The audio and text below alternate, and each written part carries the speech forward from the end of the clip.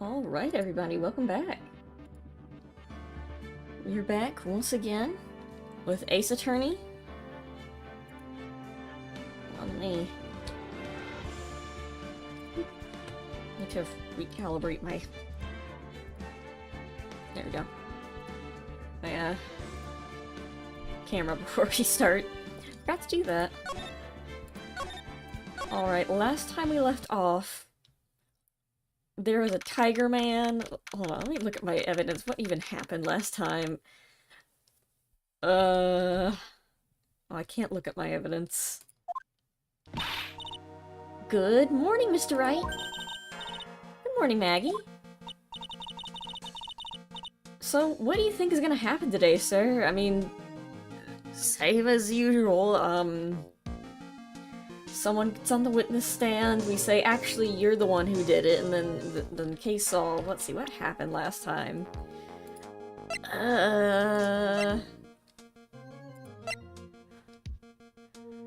Oh right, MC Bomber, Glenn Elg made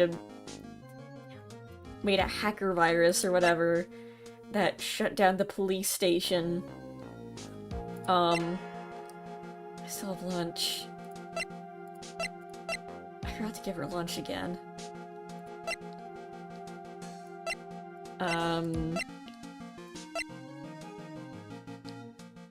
He sold it. No, he was making it to get a bunch of money to pay off his debt to the Tiger.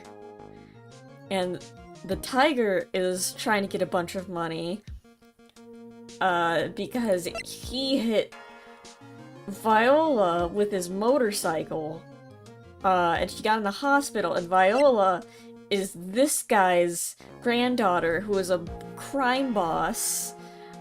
So he's like, if you don't give me $5 billion right now, I'm gonna kill you, because I'm the mafia, and this guy's like, well...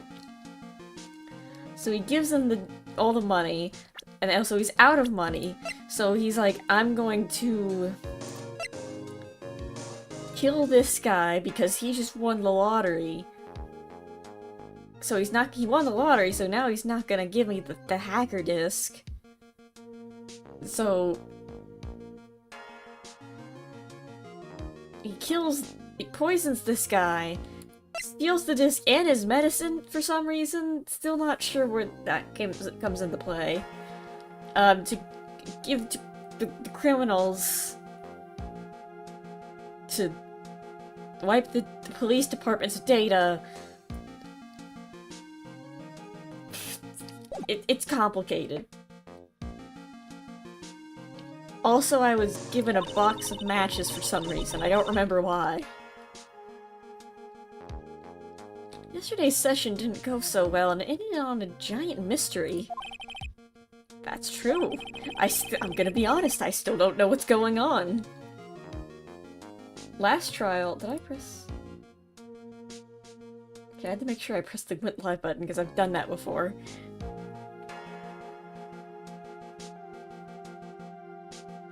Yeah, last trial, an old man talked for a really long time, and we understood less of what was going on, actually. Are you okay, Nick? No. Huh? Oh, yeah, of course. I saw that little flash of doubt in your eyes. Maggie, I don't know what's going on. No, it wasn't doubt, that was, determination. Why don't I believe you? Maggie, look at our evidence. I got a plate of lobster, a broken motorcycle, a job listing magazine, a badge made of cardboard, and a lunchbox. I don't know what you want me to do.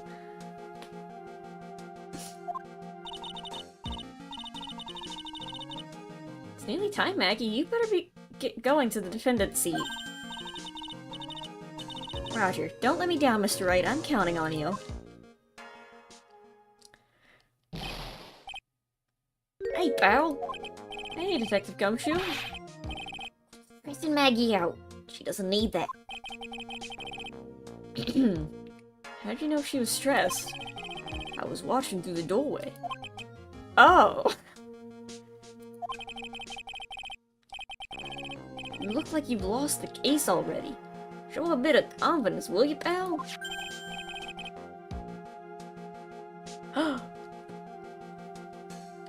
That was that was in the restaurant. There is a bunch of blue bottles, but then there was this green bottle. Is that the poison? Gumshoe, are you trying to kill me? Maybe. Huh? You taking up aromatherapy too? Not in a million years, pal. Don't tell me that you don't remember this thing. Come to think of it, I think we saw this conveniently in a box once. This small bottle that turned up in Bean's kitchen a couple of days ago. Wow. Remember when this happened, Nick? It's me, in the past. Aromatherapy rolls are on the... Why would you put that on the floor? There's like a table right there. There's a book. Just... You could fit that on that table, that dresser. This one's green. Okay, whatever. Doesn't have a label. Metal. Finally got the analysis results back from the lab. Can't read. So, what is it? Is it the poison? Bob. I'm afraid not, pal. It's... medication. Did Armstrong steal the ear medicine? Medication? Yeah, for ears. Topical use only, apparently. I mean... Yeah, it's the medication Glenn Elg was using for his ruptured eardrum. Okay, well, that solves that mystery.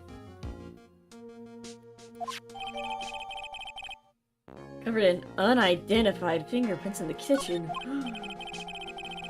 What about the unidentified fingerprints? Anything on that? Well, they're unidentified. Someone screwed up. They only had time to analyze the contents of the bottle. Another hour and they might have gotten something on the prints, but... it's going to weaken its impact as a piece of evidence. Right now, every computer in the police department is exploding. Okay, Belle, this is it. Make sure your defense is impregnable today, got it? Today's trial.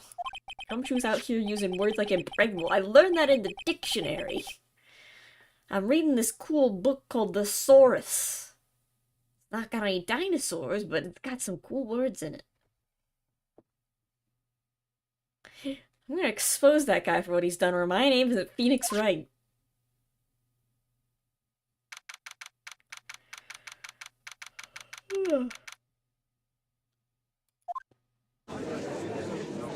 Alrighty. Court is now in session for the trial of Maggie Bird. Defense is ready, Your Honor. Ready and waiting as always, Your Honor. Very good. Then we'll get underway at once. Yesterday we heard that the testimony of Mr. Victor... We heard the testimony of Mr. Victor Kudo. He claims to have witnessed the defendant putting a powder into the victim's coffee. However, the witness testimony was plagued with a number of problems, in red text. Nonetheless. The mark on the rim of the cup shows that the victim drank from it with his right hand. But according to the old man's testimony, he picked it up with his left hand.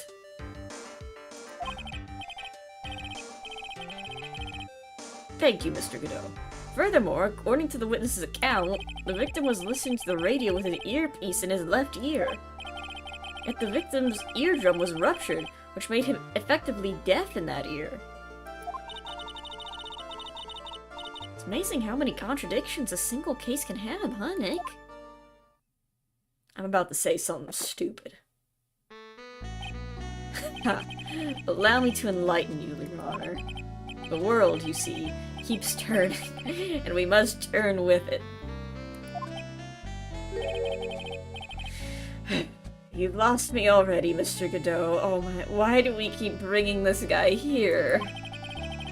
Don't let the mysteries of yesterday mystify you today. This is a trial. Evidence is important, Mr. Godot. Don't worry about it, Your Honor. Only losers think like that. You've got to change with the times. It's one of my rules. That's why I'm wearing this VR headset in court today. Are you implying that you've resolved the contradictions? No, I'm implying that we need to forget about everything that's happened. Hi.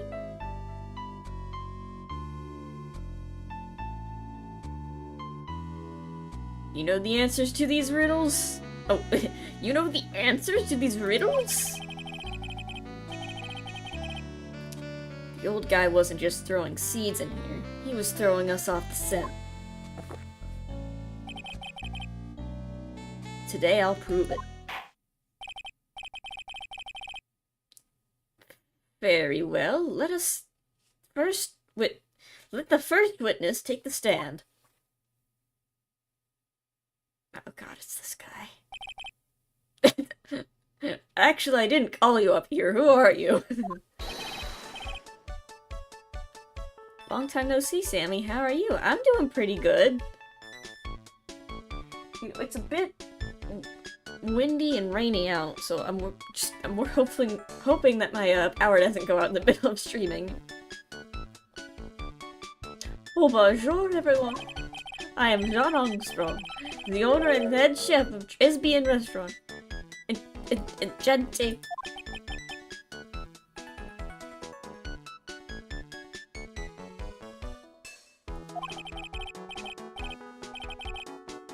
Judge! Can't say that! In a court! Are you a woman?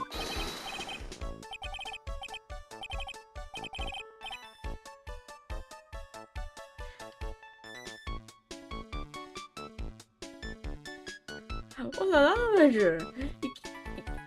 As you can see, I'm a perky gentleman, no? I mean, he's just wearing pink. I don't think that makes him a woman. I'm back. Welcome back. Anyway.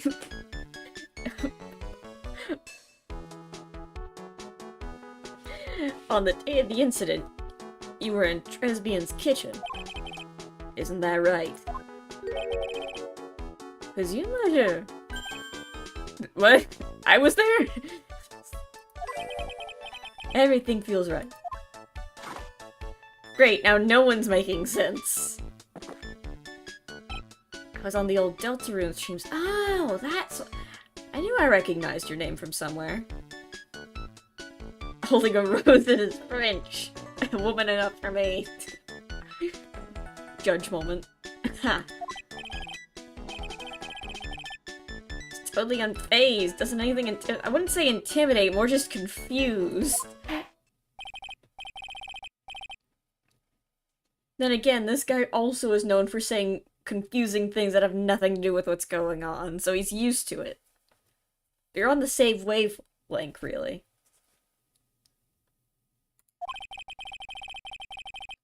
Please tell the court what happened that day at Tresbian. Oui, volunteers.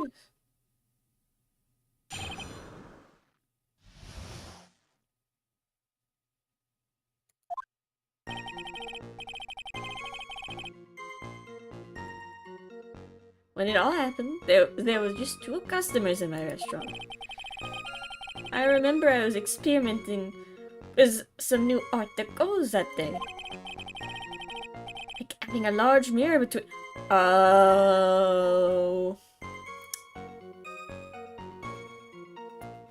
Literally. Oh, why was it on... Why'd he say the left instead of the right? Oh, why was he saying that his earpiece was in the wrong mirror? Mirror. Okay, well that's all that. Wait, perhaps that is what the old man was looking at. Oh, he's like, yeah, there's just a mirror. That couple of hippies and the glasses? You would have seen everything in reverse, no? A mirror? Can we see this mirror right now? Can you provide evidence that this mirror exists? No? Wait, a grand mirror. The most enormous mirror. I think you would be able to tell that there was a mirror there. Suddenly, the mystery disappears. Well, where was it? Like, depending on where it was. Like I said, the world keeps turning, so roll with it. That would explain the coffee cup and the earpiece conundrum, but that raises another question. Why did no one bring up a mirror until now? Literally, no one has mentioned this mirror. The mirror... Wait. Also, if there was a mirror, wouldn't he be able to see... Okay, do we have a map? Okay. So... Where was the mirror? Where was the old man sitting? He was, like, sitting here, I think. Like, somewhere over here. Where would the mirror be, then?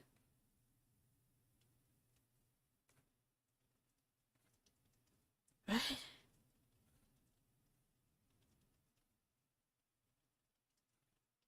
Yeah, like, how, but where?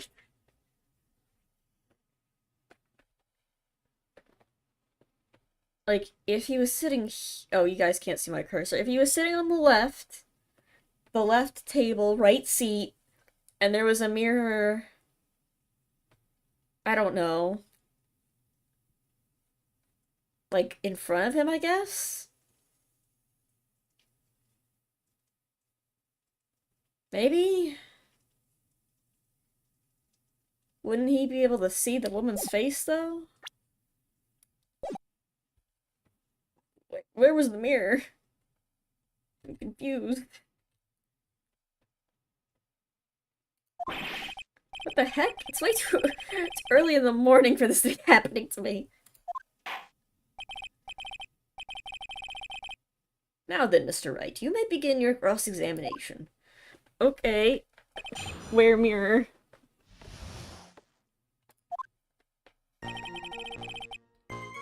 Two customers at the restaurant. Between the tables, for example.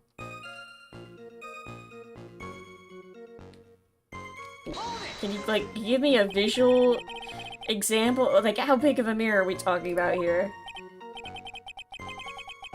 4 meters wide, okay, about 2 meters high. Wouldn't... What? Wait, 1 meter is about 1 yard. Wouldn't someone notice this? It's installing on the ceiling. Well, where was it? Ceiling? Wait, no, but I decided not to go through with it. Where is it? Press harder. Where is the... Where did you put the mirror? You really had such a large mirror in the restaurant, I would have noticed it. There's nothing about a mirror in Mr. Kudo or Maggie Bird's testimonies. But... Objection!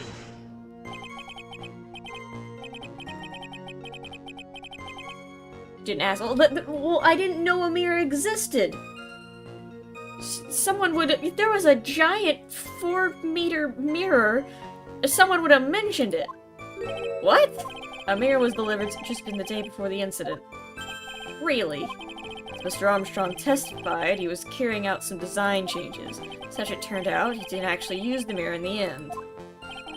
Add up. I was in the restaurant, yeah. Sure, the person looking back would be dubious enough.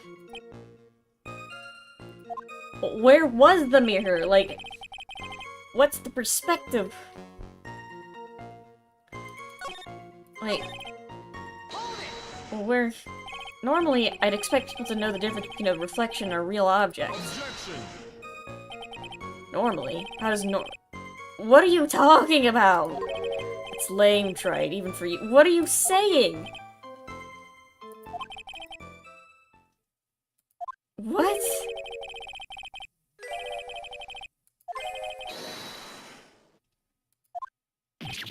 What are you talking about? No, he's not!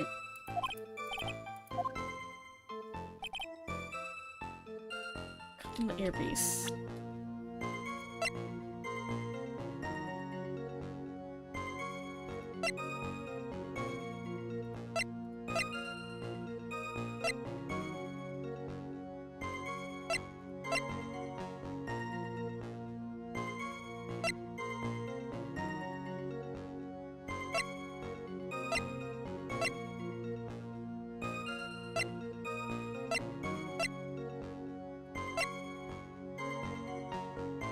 What the vase is, really.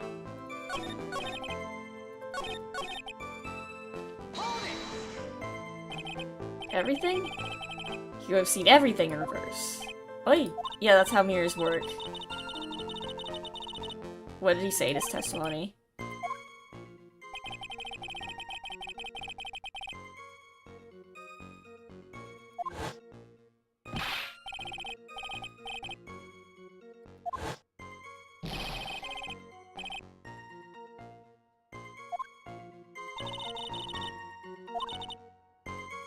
That's what actually be is right.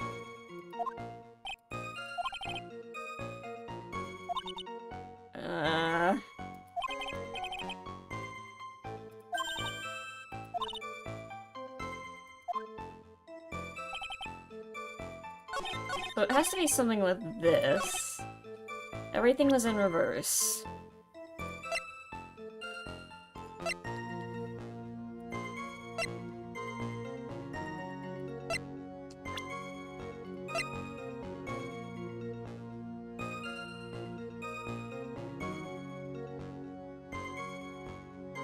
Left future was with...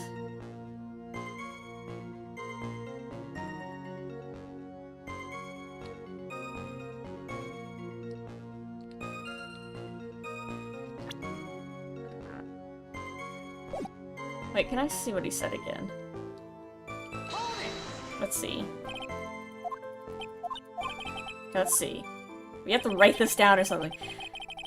Earpiece to same side as the green lens of his specs. Okay, so he would see it on the right.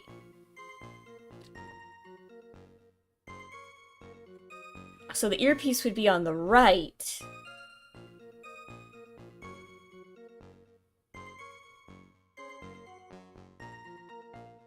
The boy was wearing the earpiece on the same side.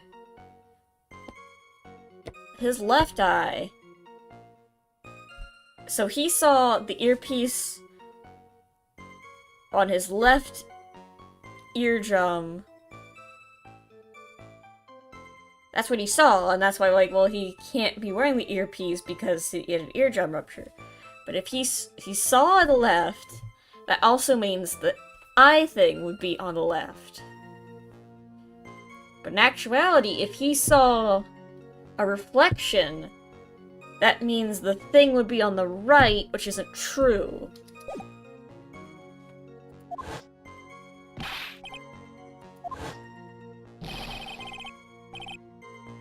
And then he used his left hand to pick up the coffee cup. But we know it was the right hand? Yeah, the right hand. So everything was right, everything was correct, except... Did I save? I guess if I get one wrong, it doesn't matter. Yeah. Okay, this is a bit confusing.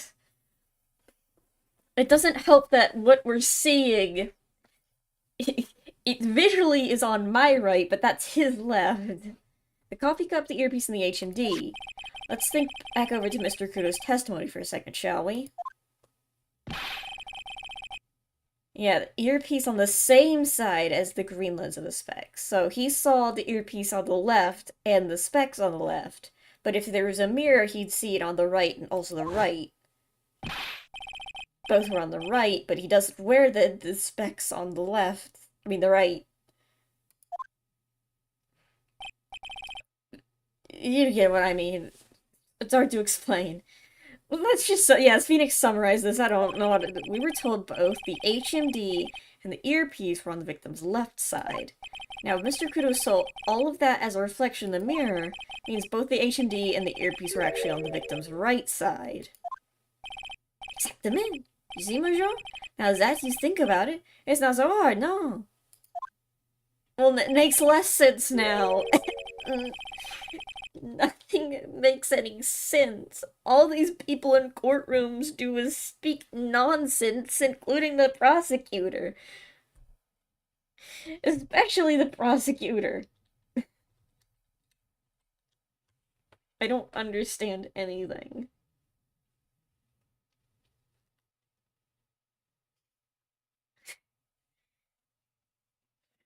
The judge be like, you should know better. I don't know anything.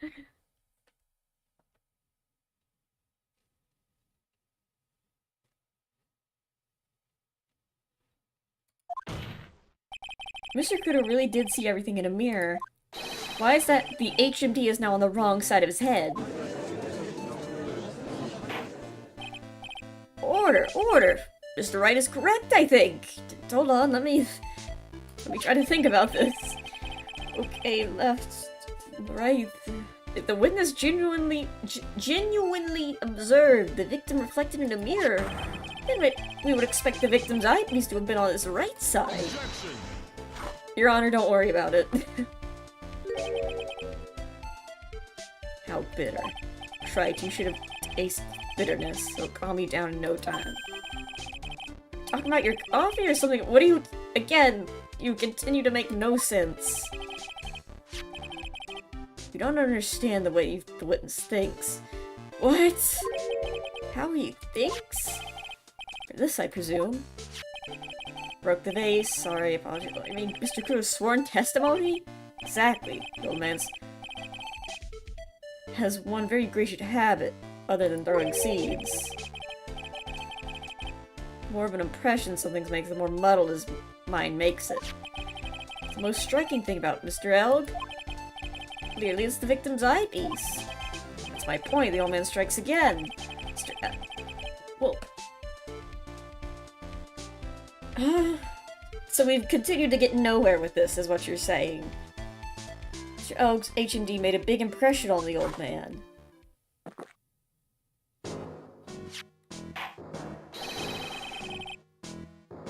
I saw the earpiece and those newfangled spectacles you were wearing. Oh yes, they're both on his left ear. Left ear! Very good impression. Ha. Well, Wright, do you have any evidence that what you're saying he said isn't true?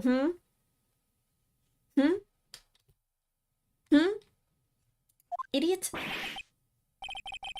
Where's the best impression of Mr. Kudo ever? I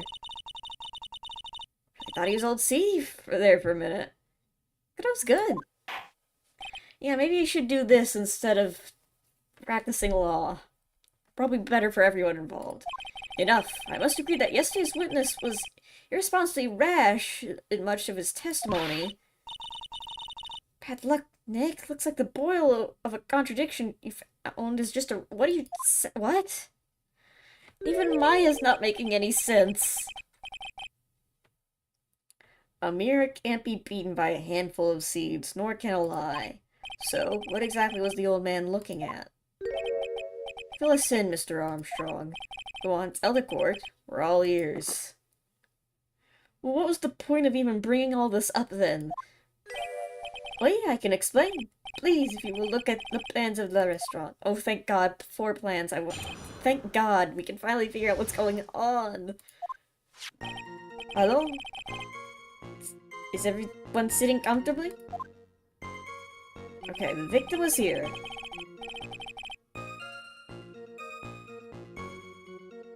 Okay,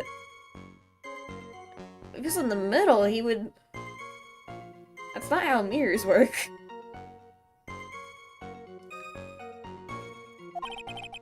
Oh, he was up there. For some reason, I thought he was at... the bottom left.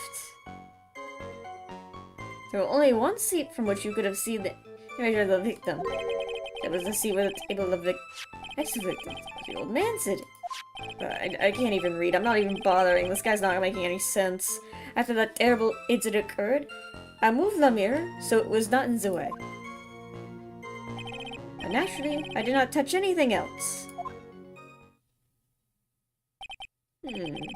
I see no problems with the... Okay, you didn't touch anything else. Didn't touch anything else, you say?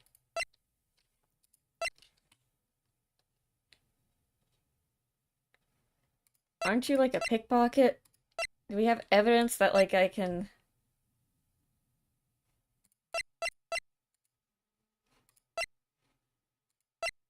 The ear medicine!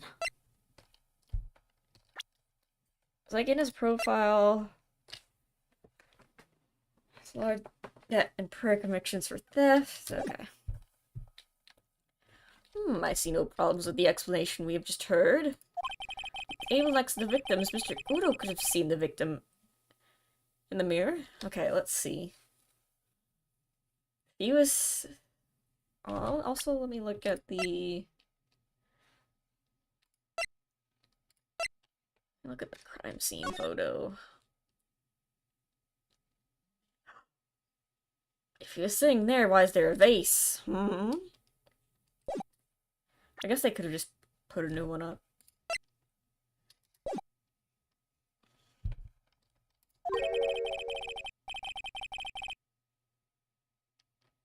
What a naughty little coquet I am. Hope Fusey goes to bed like this. Don't worry about it. Whatever. I'm over it now.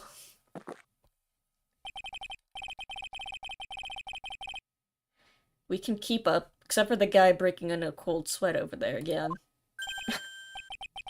Hate that guy. Glad you and me agree on something, Phoenix. You said you didn't touch anything else apart from the mirror. Are you quite... People at home, are you getting this line of reasoning here? Do you understand what the contradiction is? Well, it is, of course. Oh man, this is tough. I might need to save. Hold on, give me a second. Ooh. Hold on.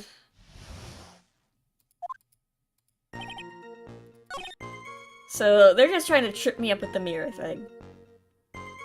Okay, I don't need to worry about the mirror. I don't need to worry about perspective right now.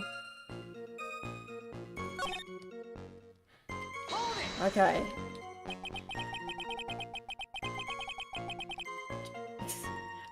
Are you sure you didn't touch anything else? What? Exactly. I carried it out of the restaurant in. You moved a huge mirror like that all by yourself? What can I say? I know how to pick things up, handsome. Okay. I actually laughed at something. Well, given the witness's physique, I suppose it's possible. Did you move anything else from the crime scene, Mr. Armstrong? Do I look like Siabling type? No? I don't know what that means. I mean, nobody mentioned anything about a large mirror. That's not... I didn't mean to. Not touch anything else. Oh.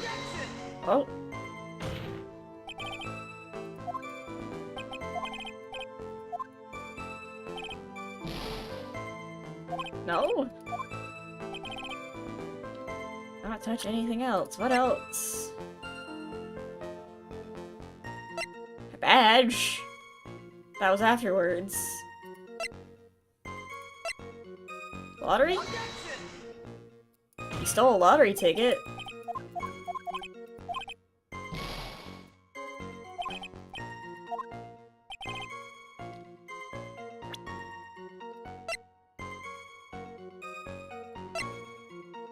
Medicine?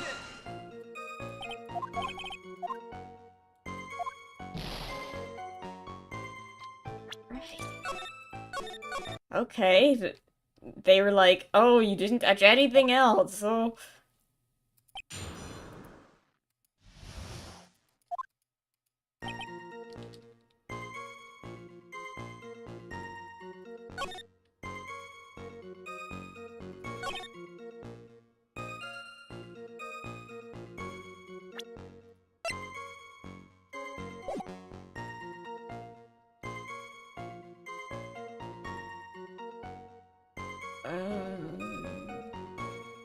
Let's press some stuff.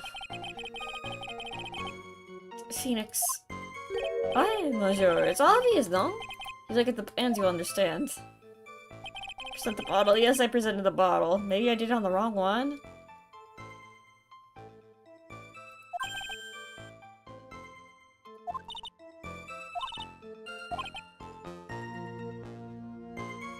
So maybe I was sitting at the table next to the victim. Okay, maybe that's it.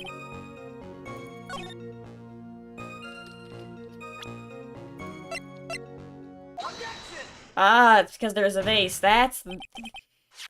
They did a double trick on me. They're like, ooh, look at the mirror, look at the mirror. Oh, but it's definitely not that he stole anything. I'm like, ah, it's because he stole anything, but that was wrong. That was also wrong. I got double tricked. They did a double fake out on me. It was actually because he was sitting at the wrong spot. Flower vase. Your Honor, Mr. Kudo's words yesterday strongly contradict Mr. Armstrong's testimony. This is the letter of apology that was written by Mr. Kudo, was it not? I realize that it looks useless, Your Honor. This is still in testimony. I guess useless people are only really good at identifying useless things. What relevance does this scrap of paper have to do with the trial, Mr. Wright? Flower vase. Mr. Kudo's testimony is actually very relevant to the question at hand, Your Honor. Contradicts with this piece of evidence. It's the crime photo, because there's a vase. This piece of evidence contradicts with the testimony we've heard so far, Your Honor. The crime photo? Yes, the photo, something that theoretically should not exist. What on earth do you mean? It's my turn to say cryptic stuff than what I won't explain. Should not exist. Huh. Sounding like you're describing yourself, right? Whatever. Your Honor, he's being mean to me. Now then, if the defense would please clarify its statement.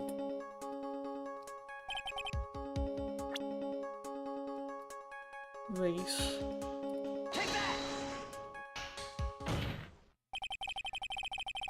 There's one thing that was clearly demonstrated by yesterday's testimony. Shikudo broke the vase that was on the table where he was sitting. And yet, as one can see, there's an unbroken vase on the table next to the victim. Well, why? No, seriously, why is this happening? Nothing makes sense anymore. As Mr. Kudo was not, in fact, sitting at the table next to the victim at all. Objection! You're gonna waste your coffee. Don't be an idiot, Wright. That's impossible.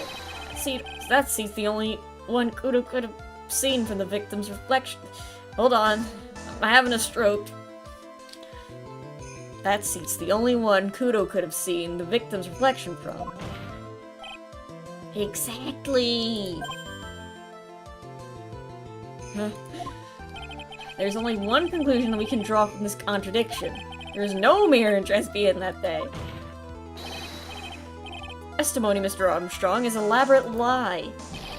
Undo! Nuh-uh. Don't try to confuse the court, Wright. Obviously, the witness cleaned up the vase, while the police were taking their time getting to the crime scene. That contradicts the other thing. Fortunately, Mr. Kudo, that doesn't quite work for me. Mr. Armstrong already testified to the contrary in his own words. I did not touch anything else except the mirror, unless you're saying he's also lying about that.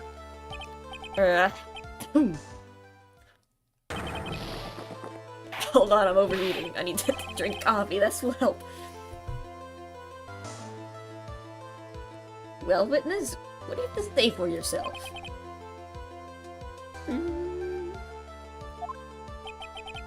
That's right, there's no mirror in the restaurant that day.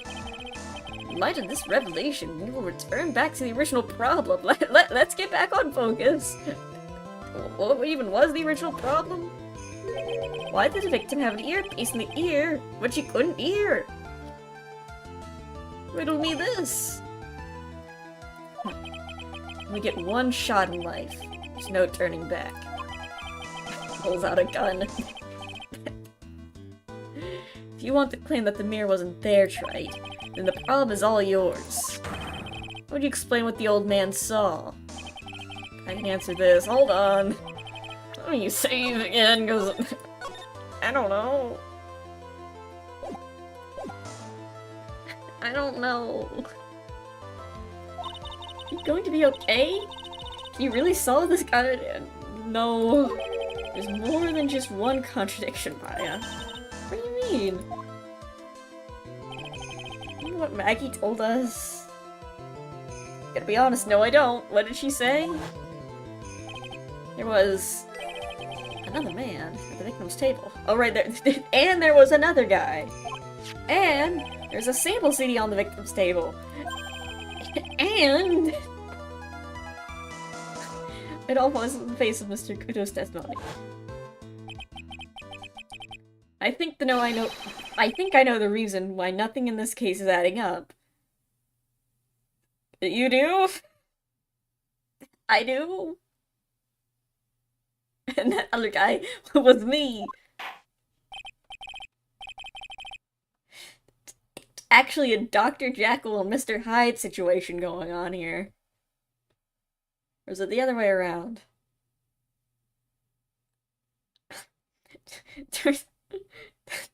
Ace Attorney game where you have to keep solving the murders, but it turns out like major key witnesses who aren't accounted for is just because that's your alter ego in the night causing mischief. Well, Mr. Wright, let's hear your answer. Yes, Your Honor.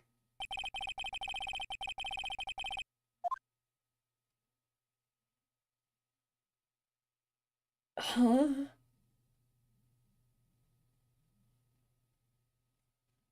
Well, I mean, the only one that makes sense... I mean, the ear doctor made a mistake isn't true. Like, if we say Mr. Kudo made a mistake, that's gonna bite us in the butt later. I was Manfred von Karma. No! The ear doctor made a mistake. I don't think the ear doctor made a mistake. It turns there was a third doppelganger. Bring him in. It turns out that this whole restaurant is filled with, like, evil alternate versions of everyone, and there also happened to be an evil version of the victim at the time. Obviously. Your Honor, I'm about to say something really stupid, but hold on. Bear with me for a second. This case is riddled with contradictions. And I'm about to add one more. There's one very simple... Obviously, it's simple. There was a shapeshifter. And what is that? The incident Mr. Kudo witnessed and the incident the victim experienced were two completely different events. What? Your Honor, I'm about to be a bit silly. The victim that Mr. Kudo saw wasn't Mr. Glenn Elg at all. It was an imposter!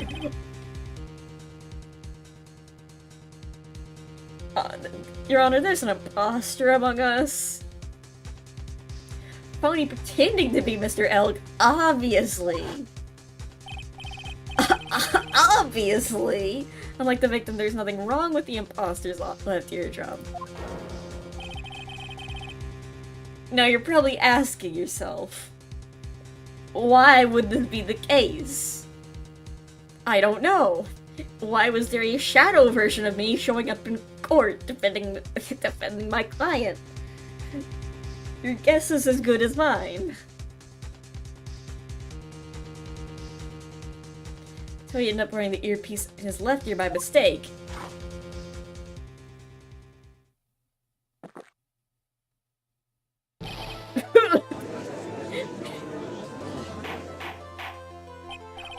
Order! The court settle down or I'll clear the courtroom! Why, Gramps, why don't you clear out here, huh? What did you just say? Mr. Godot, I'm gonna kill you! Right. You think that what Mr. Kodo saw was a setup? Yeah. Yeah.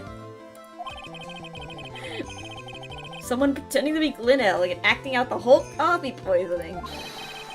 All for the express purpose of creating a witness out of one Mr. Victor Kudo. Objection! Get real, Trite. Why would anyone want to do that? Why not? Damn it!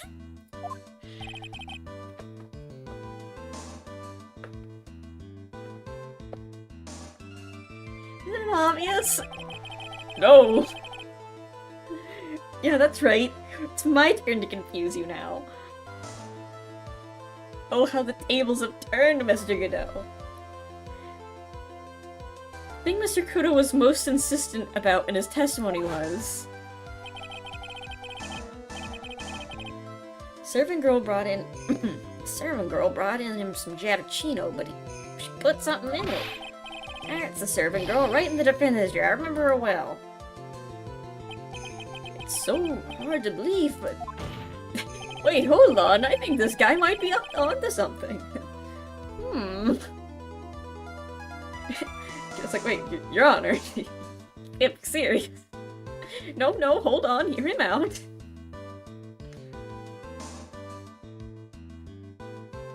There was one, and only one reason to show Mr. Kodo this fake poisoning. They wanted to prank that old man. They wanted to scare the shit out of that old man. Show Maggie Bird in the act of poisoning the coffee. Are you insinuating that the waitress in the old man's story was a fake as well? Yes. It's true that there were no other customers in the restaurant time, but... It's also true that the chef was there. He would have had to notice what was happening. That's right, well witness. The restaurant really was the scene of such theatrics. You would have known something about it, correct? Oh la la. It's supposed to... Well, about that...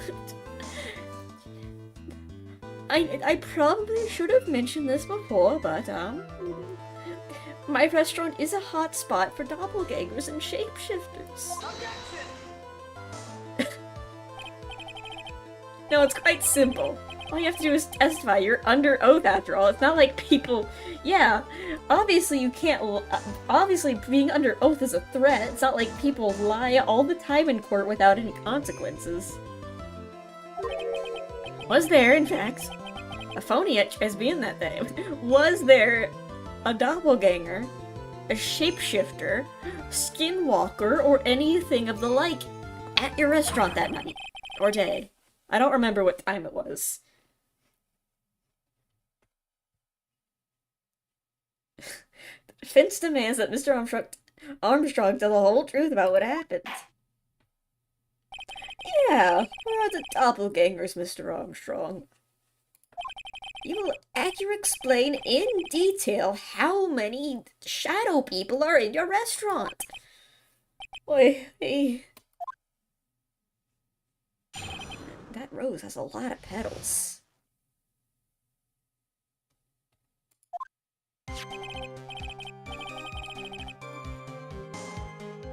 The victim, Majorel, he came to my restaurant alone. I remember the old man arrived not long after him. There were no other customers.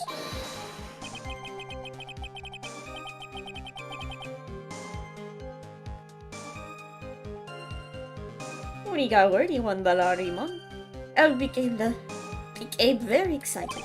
It's approximately 5 minutes later. Okay. Alright, hold on. Let me see here. 5 minutes, okay. Died at between 1:30 and 2:30.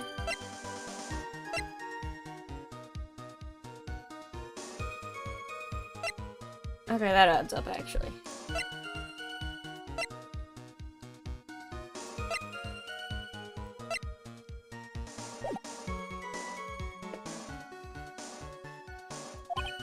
Oh, there was no time for a phony to do, like, acting.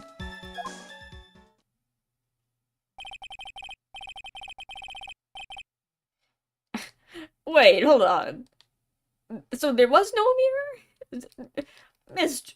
Mr. Armstrong, are you saying that there was no mirror after all?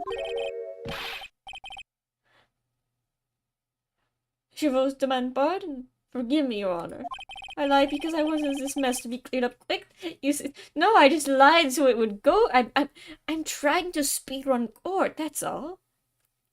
What did I miss? A whole lot of stupid stuff. What you have just done is commit perjury, Mr. Armstrong, which is something no one's ever done before. I will decide how to punish you later. Oi.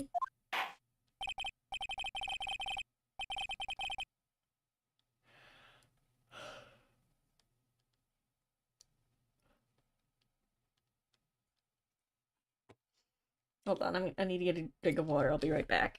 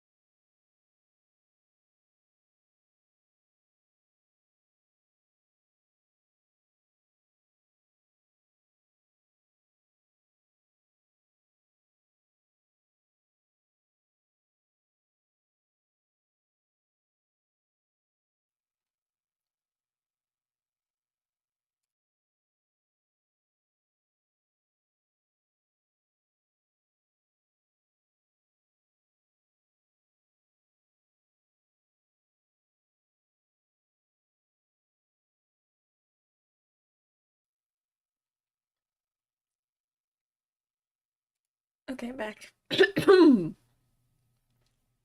now hydrated. He took that perjury charge a bit too well. We should probably make sure it's a double now. Let's make it a perjury squared.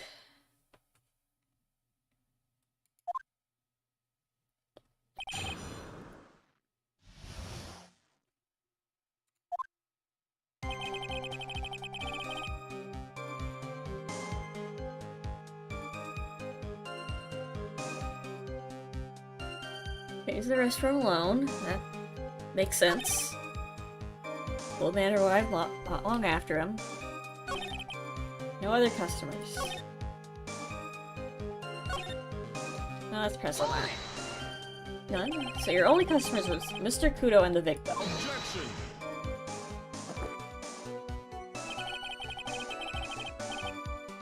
How many times do you need to ask the same thing, Trey? I'm just making sure. It's my job. You'll never catch me drinking the same blend twice. Ah. Trying to establish a presence of a phony victim in a restaurant. You're wasting your time. You're wasting my time.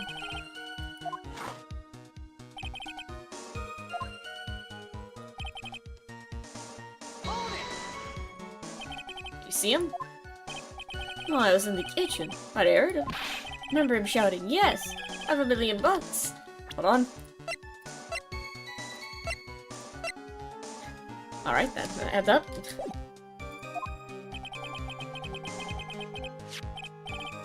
Presumably the defendant heard that too then, correct? Maggie? She looked like the poor little frightened dog. Well, how'd you know you were in the kitchen? What about Mr. Kudo? Oh man, wouldn't it be lay, old man? I'm starting to think this guy isn't actually French. choked on some birdseed that got stuck in his throat. Seems we now have yet another incident on our hands.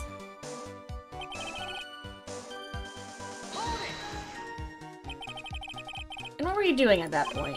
Without any customers, you must have had time to kill. I'm a multi-talented woman, monsieur. I'm so multi-talented I have 2 genders. Sorry? What do you mean? There is the renowned chef, Jean Armstrong, and the tragic poet, Clarice Armstrong. Clarice? When I was writing a poem, an angry tale of a chef and $500,000 of debt. Cooking for a man who won $500,000 on the lottery. It's called... Pourquoi? Means why? Perhaps I will recite it for the court. Please don't. Too bad. 5 minutes. Okay, let's see. I mean, those times add up.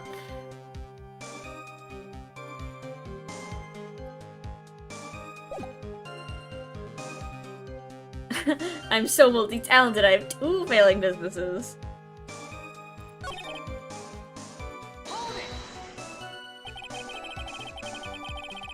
And you contacted the police as soon as the incident occurred. I asked the old man to come call for la payphone.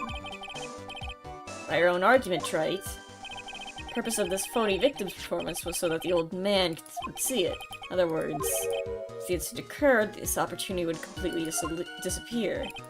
Indeed. And seems a shadow of doubt has been lifted. I said that? What? I guess Mr. Armstrong is connected to this case, huh? Absolutely.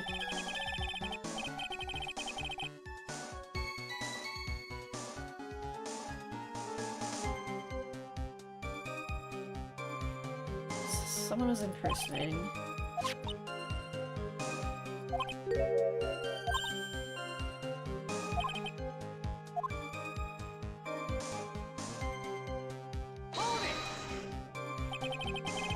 Was he at his table as well? Hey, I saw him from the kitchen. Defendant is Bird. Okay, we've... Objection! I was gonna say, well, unfortunately for you, Trey, yesterday with this also testified the victim was alone.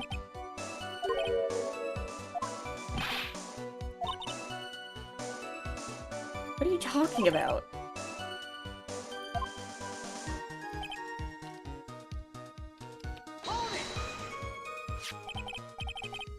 That's not helpful, but wait, he comes often for my special coffee. I drank your coffee once, Mr. Armstrong. Special, I'll give you that. It's worth a sip just for the experience. Oh, you make me so happy, monsieur. You're welcome anytime. I said it was worth 1 sip, nothing more. Mr. Crew arrived at the restaurant around the same time as the victim. What time was it? Out of curiosity, about what time was it when Mr. Kudo arrived? Oh no, I cannot remember, monsieur. I believe we were told by the witness yesterday.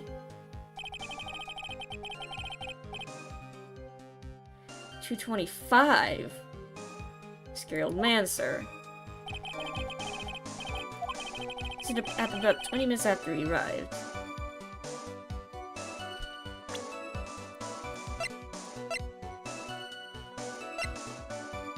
That doesn't make any sense. So, the incident happened at...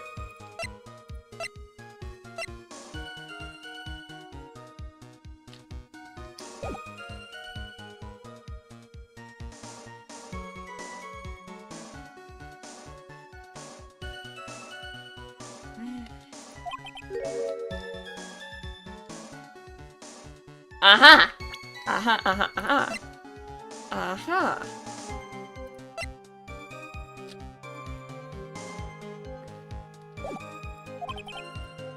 Sector 2. I can't sit here all the time and do nothing now, can I? Ah ha ha ha! Merci bien. That's French, isn't it?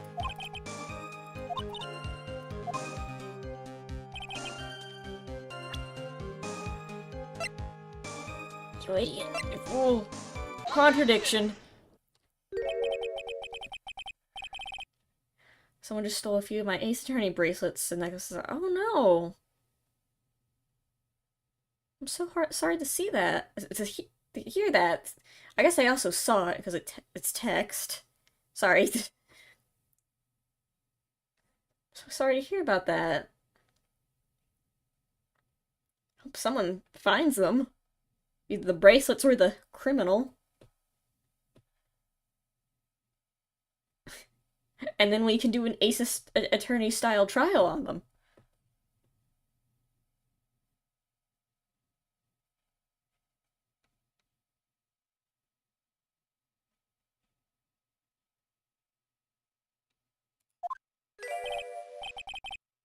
What?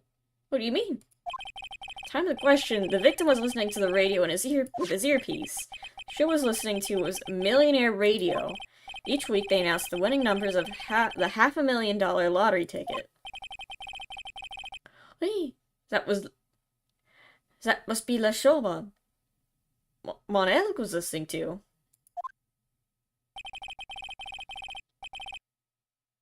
I can't see any problem with this testimony, Mr. Wright. I wonder. So the victim arrived at your restaurant after 2 p.m., correct? Wait. I'm sure of it. I remember it perfectly now. I know. It was that time because I just finished serving the lunch menu. Get to the point, Wright, if you have one. That show is broadcast live at 1:30 p.m. and it claims to be the most thrilling 10 minutes of your life. It's on air at 1:30. Now, supposedly, the victim made some noise when it was announced that he had won. And yet, I don't believe his cry of joy could have occurred after 2 p.m. because the show had already finished more than 30 minutes earlier by that point in time. Oh! This victim...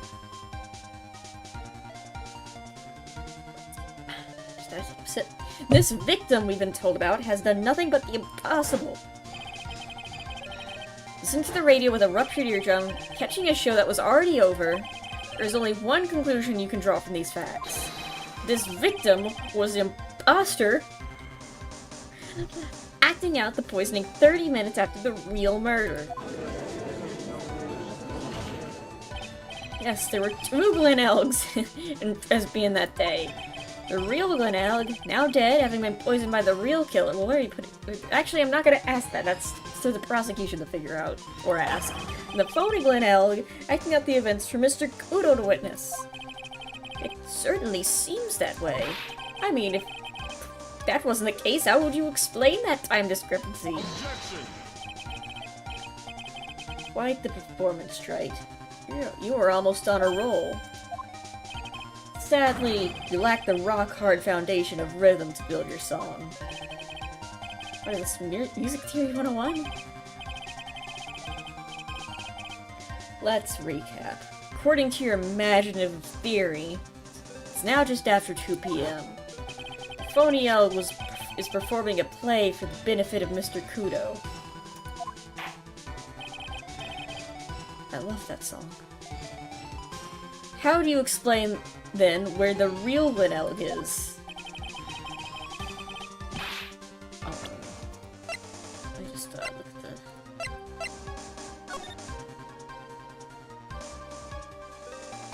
I don't know, like in the corner.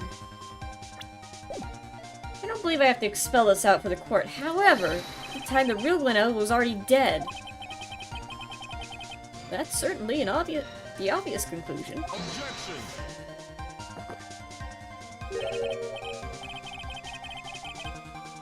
Hold on, my nose itches.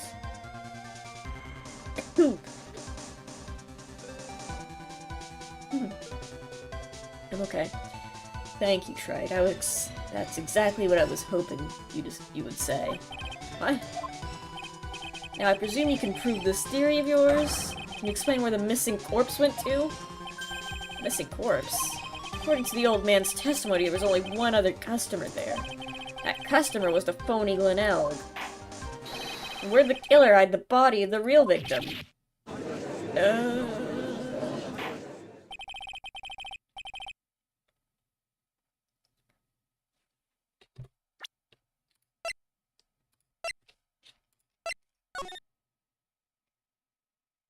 I don't know if you're getting in the corner where the old man wouldn't see. Prosecution has a valid point, Mr. Wright. If your theory is to stand up to the examination by the court, you must provide us with proof by answering the prosecution's question. Where'd the killer hide the body? Yes, Your Honor. Let me just save real quick. No conjecture, trite. Let's hear some facts right now. Show the court a piece of evidence that proves where the body was hidden.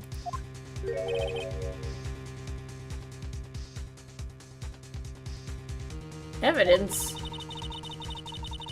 What's the intense pressure in here all of a sudden? I had him with the contradiction. Just turned it all around and backed me into a corner instead. Well, Mr. Wright, the court will now hear the defense's theory and evidence. First, where was the body of the real Mr. L concealed?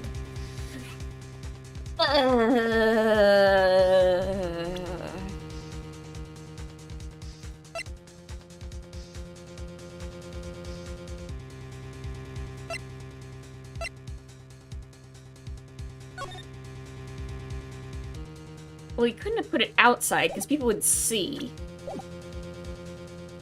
Inside. Have to be too dangerous. Yeah, people would see that. Put it in the kitchen, I guess? Obviously. Body must have been hidden somewhere inside Tresbian.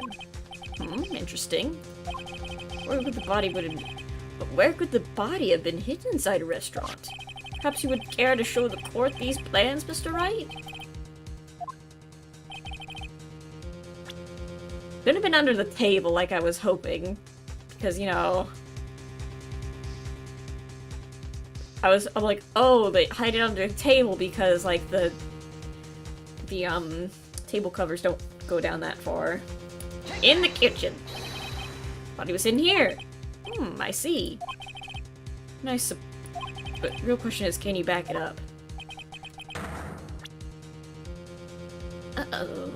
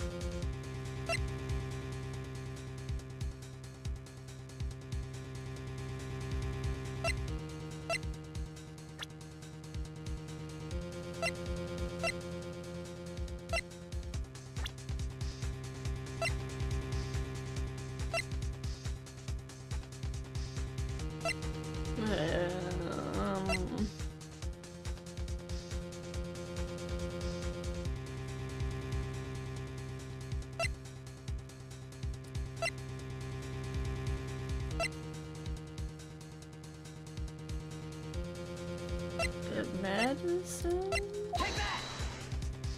Yeah, I've got nothing. Oh! Okay. Alright. I had zero confidence in that, but I'll take it. Mr. Armstrong, do you recognize this bottle? No, I've never seen that ugly bottle before in my life. At least the very best bottles, monsieur. The highest quality only for me. It just works. where was this bottle found, Mr. Wright? Interestingly enough, Your Honor, it was found in the kitchen of Tresbien. Eh? What? I only ever use these bottles in my aromatherapy oils. But this bottle doesn't contain aromatherapy oil, Mr. Armstrong. No, it contains medication. What kind of medication? I'm sure everyone remembers, don't they? Mr. Elg visited an otolaryngological clinic and was given medication that day. You can't be serious. Defense has the contents of the bottle analyzed, and I have the lab results here. The contents of the bottle match the prescription that was given to Mr. L. Glenn L's murderer hid the body in the restaurant kitchen, in which time this bottle fell into the victim's pocket. Fell out of the victim's pocket. That makes more sense. Mr. Armstrong, when the incident occurred, didn't you say you were in the kitchen? Oh, I do. Yes, you know what I'm about to say. It was you who hid the victim's body. You did a fine job pretending to defend my client, Maggie Bird, however. You were setting her up to take the fall behind the poor girl's back. Well, no. Order! This is an extraordinary development. Witness, did you murder Mr. Glenn? Never! I could never do such a horrible thing. What?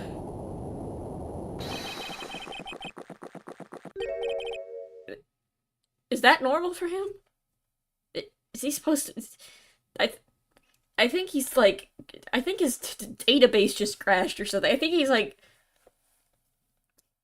I think someone installed a virus. My god, the MC Bomber virus has taken over Mr. Godot. The bitterness.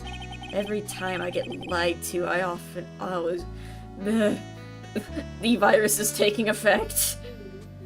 Every time I get lied to, I always down a mug of coffee. That's one of my rules.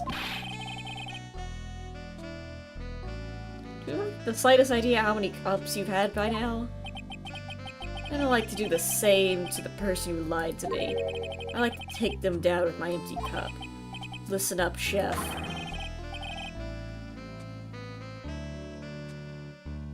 How about a brand new flavor in your ear, Mr.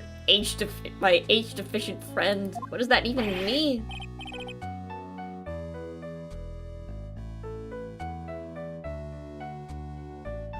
Isn't Godot a programming language? Bob.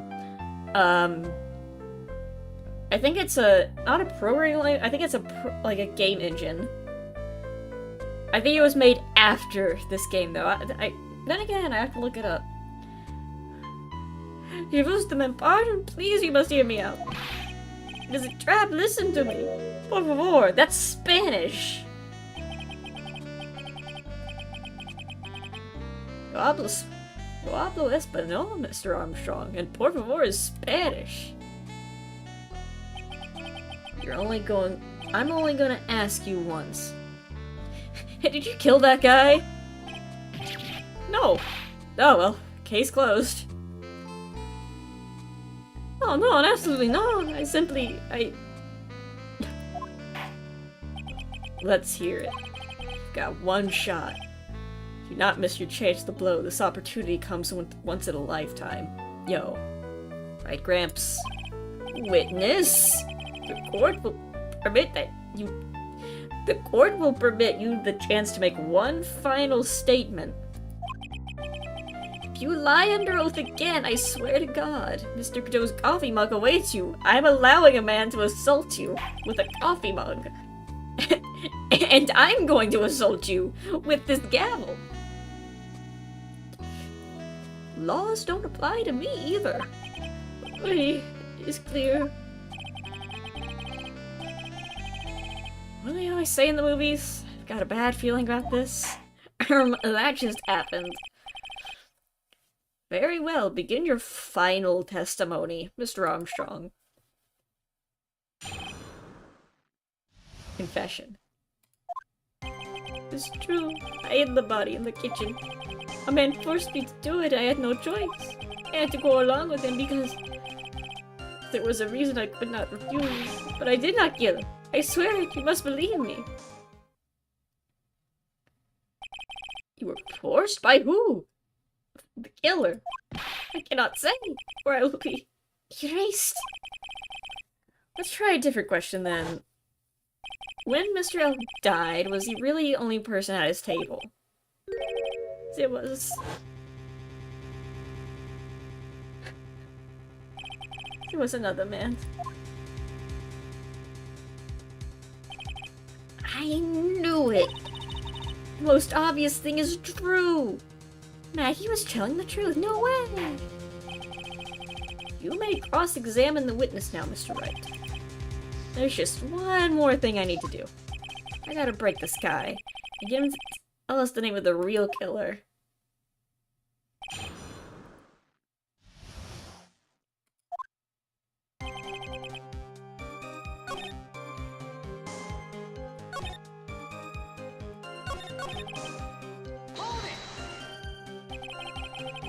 Did you carry the body by yourself? Wait, I carried him. I carried Maggie too. Maggie too? When she saw the victim collapse, she fainted. I could not leave her there. Why did you hide the bodies?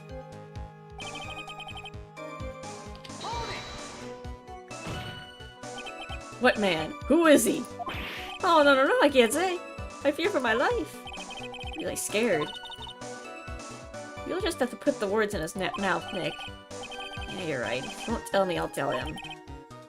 Why would you go along with this man? And what reason would that be, Mr. Armstrong? You know, monsieur. Yes? Surely you cannot expect a young maiden to talk about such an embarrassment. Maiden? You're a bit old to get away with that. A bit too male.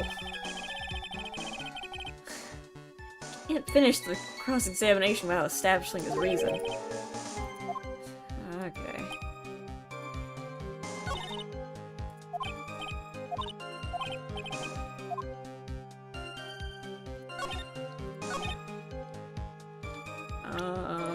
Was it because you're in debt? Yeah. My other, idea was to show just a picture of him. You have $500,000 of debt, don't you? $500,000? This is true, Mr. Armstrong? Just so to say, I was weak, and I borrowed the money. This is Mr. Armstrong's Achilles heel. That's why you couldn't refuse anything asked to you by this man. Me! Tiger. A $500,000 loan from a black market loan shark. And you have no way of paying it back, did you? That's why you were forced to do anything this man told you. Is as you say. Mr. Armstrong, the tiger. He told me he was going to use my restaurant for a business rendezvous. Me with a tan. On the day in question, he was meeting the victim, and he demanded he repay his loan. I don't know why it happened like that. I just did what he told me to. I had no choice. I carried the body in conscience. I think it's unconscious, but Maggie out of the dining area. This was the kitchen. As of that, I just tried to forget what I had seen. I think we can now safely say the man who forced your hand was Mr. Furio Tigre.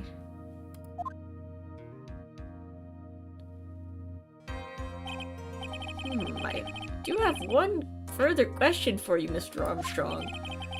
poison in the lottery ticket that were found in the defendant's apron pocket. Is that your doing as well? Oh, I knew something about that. Making it look like it was Maggie who had done it. I was not despicable. Mr. Godot. You summon this Furio Tigre as a witness? Can we send a tiger to jail? Is that... Do laws apply to him? I don't know. I doubt that could be arranged today, so we'll adjourn for now. Proceedings will continue tomorrow.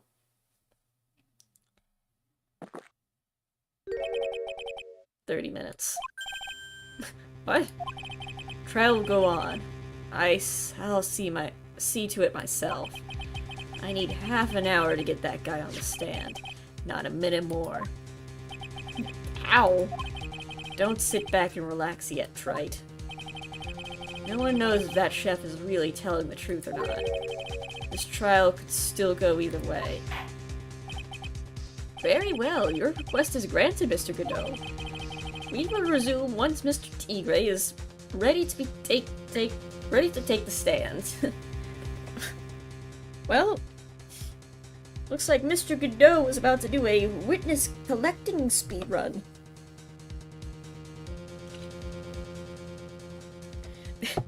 Godot leaves the courthouse and the Minecraft Manhunt song just starts playing.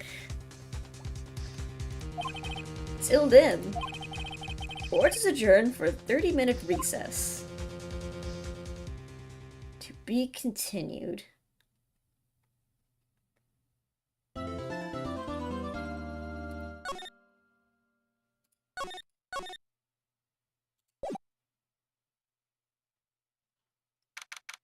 January 8th, 1:21 p.m. District Court, Defendant Lobby Number 1. We're finally gonna see the tiger on the stand. You almost got this case won now, Nick. I wish I could agree. Huh? I cross-examined Mr. Armstrong just now. He said he was just doing what the tiger told him to do. Joe picked up on it, remember? Pointed out that without proof, we don't know if what he testified is the truth. You mean, you think Mr. Armstrong was lying? I don't know. That's the line the prosecution takes. We could be in trouble. I get the feeling that we don't have case-making evidence we're gonna need.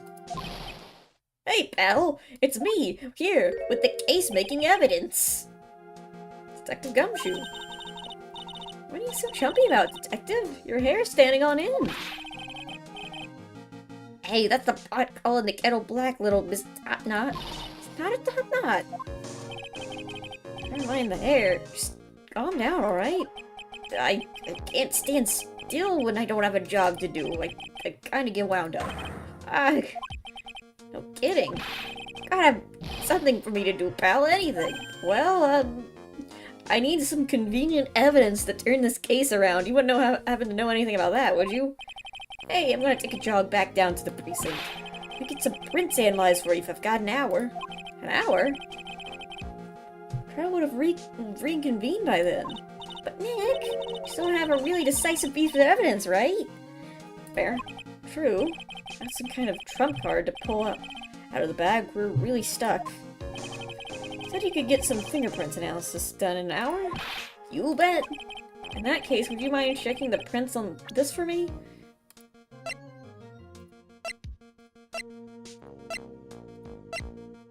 Oh, that already has... It's a... bottle. Going back to the station anyway, could you find out whose prints are on these? No way, that's a small bottle I gave back to you this morning, right?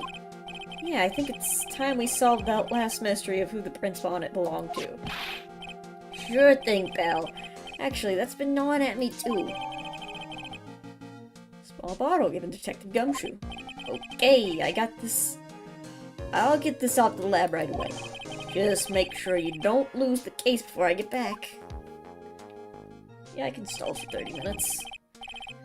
It's pretty much the final showdown, I guess. It's time to separate the phonies from the real guys.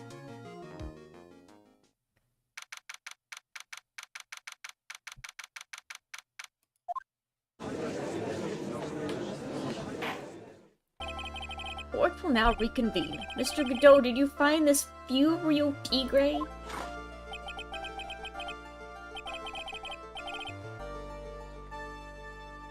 I even tamed him for you. It was a 3-cup job, no problem. Tamed him? Guy's name maybe Furio Tigre, but come on. He's pretty lively. Be careful, he still bites. Godot just brought an actual tiger. I found this at the zoo. They let me borrow it. Sir? Witness, please state your name and Okay, I think he is still a tiger. That was pretty convincing tiger roar. I don't think human beings can... Are we sure this man isn't just a tiger in a man suit? Ah! Don't hide under the table, Maya. Unless there's room for me down there, too. Would you mind... What'd you say to me? Nothing. I didn't say nothing, honest. Who could have guessed that the fear would induce a bad Brooklyn accent into the judge? I got business to take care of you here. Who the hell called me into this hole? Was it you, Spiky? No, of course not. It was... Judd? Your Honor! Oh dear, I seem to have dropped my pen. Where on earth is it? Don't mind me, just carry on with proceedings as normal. That's it, we're doomed. Maybe you didn't hear me. I said who the hell was called me in here. There's no need to shout, we can all hear you. What did you say? There's no point in struggling. You're caught in a snare. Relentless snare of the law. What is this guy talking about?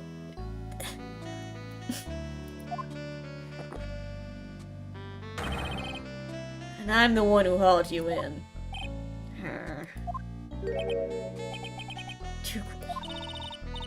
Let him get the better of you, Nick. Let's start with the basics. You know about the incident in question, correct?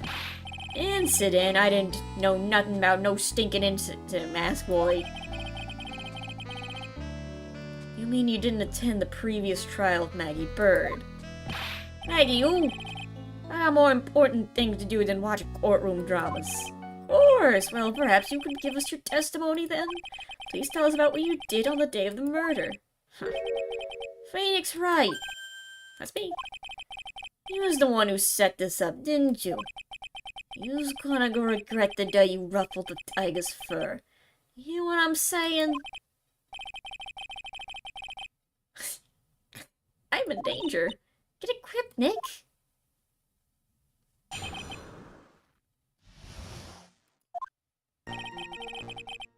I don't know nothing about no murder. I was tied up with business in December last year. I spent all my time in my office. We never said it was in December. I got whales lined up to borrow cash from Tinder Linder every single day. You wanna check my alibi? Just ask for what's her name again? Starts with a V. I seem to have found my pin. Very well then, Mr. Wright, your cross-exam. What is it? Please, witness, if you could refrain from shouting, like, it's not even really shouting, you're roaring. I know the kind of games that guy in the blue plays. Not a life, ain't no lawyer, he just punches the stupid details till he wins. That's how law works. Listen up, smarty. Every time you ask me something that don't relate to this case, I'm gonna bill you $50,000 and you're gonna borrow the cash from me. Well, if I borrow the cash from you, can I just pay you back? What? Don't think this ain't gonna hurt when you tangle with the tiger. Huh. Love a good spectator sport. Just a minute, that's really not. This witness is... how can I put it? Hungry tiger roaming the urban jungle. Get on his bad side and he'll bite everyone's heads off. Yours too. Very well. No choice but to impose a penalty system here. God damn it. Did we not learn our lesson from the clown case that this wasn't fun? Got a business to take care of. Big business. I don't split now. I ain't gonna catch my bus.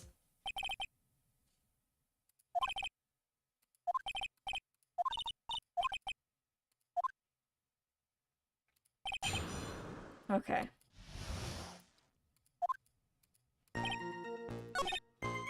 We never said it was in December. Are you sure about that? We're talking about 1 month ago, you know. God damn it, Phoenix.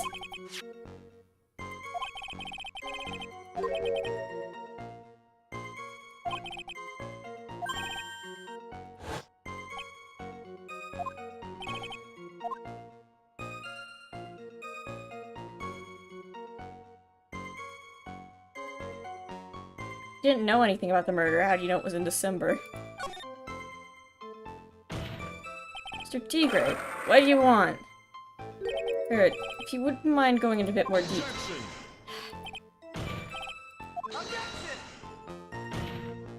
No, it's essential that we establish the witness alibi accurately. I agree. Victim was killed on December 3rd. Were you at the office that day too? Maybe you ain't listening. Of course I was. I never set foot outside. I had a meeting all day with a bunch of cats wanting to do business with me. I never seen that young kid before. I do believe that witness's last statement was important. Mr. Cadeau, if you could please... Mr. Tigre, the court asked you to add that last statement to your testimony.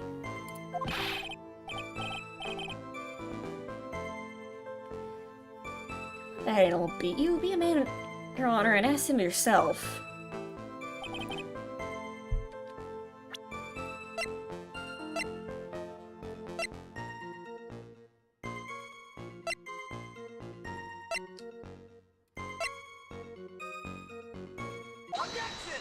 Yeah, Mr. Tigre, you claim you didn't know. I mean, that last statement, I was pressing it because, like, we never told you the murder was in December, so how do you know it was? But I guess that works too.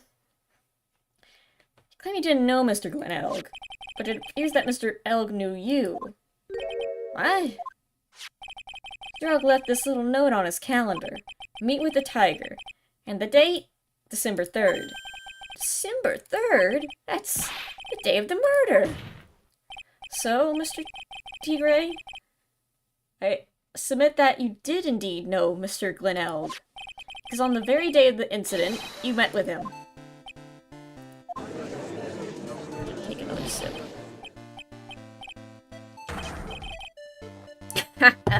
Not bad. He's actually not bad. Sorry. I was just messing with you. See how good you were. You see, I was lying in court for fun. What are you going to do about it? Hear that, Nick? He said you're not bad. It's one comment I can do without. Plus, he's lying through his teeth. Witness, please remember that you're under oath. Lies will not be tolerated. You calling me a liar? Is that what you're doing? Ruh-roh. So you're saying that your claim to have never seen that kid before is the truth? Said I'm dead serious. You better believe that's the truth. So, what? So is it? Huh. And I'd say that gives me time to enjoy another cup of pure black magic. Yeah, this isn't coffee. This is a witch's brew. This is a spell. That's it. That is while you testify for the court again, Mr. Tigre.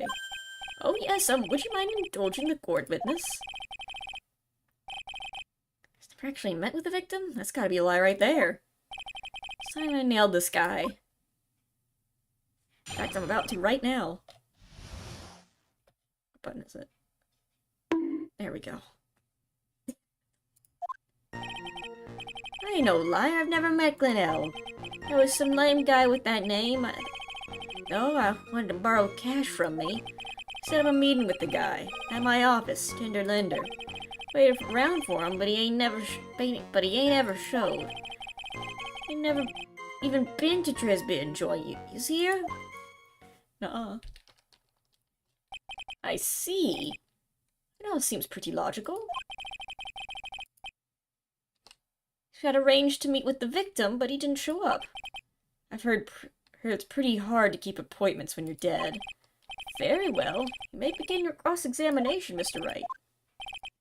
Didn't I tell you I got a big deal going down today? I ain't gonna make my bus now. I'm gonna have to take the express train. That bill's going straight to you, Wright.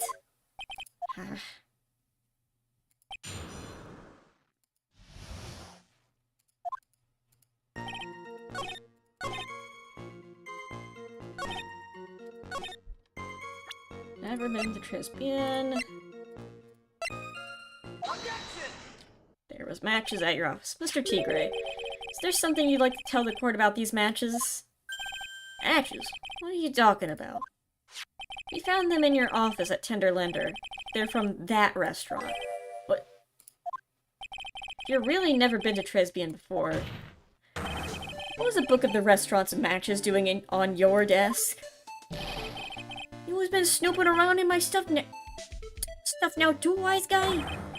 What are you, my ball and chain? Ain't no broad controlling me. We're married now. What?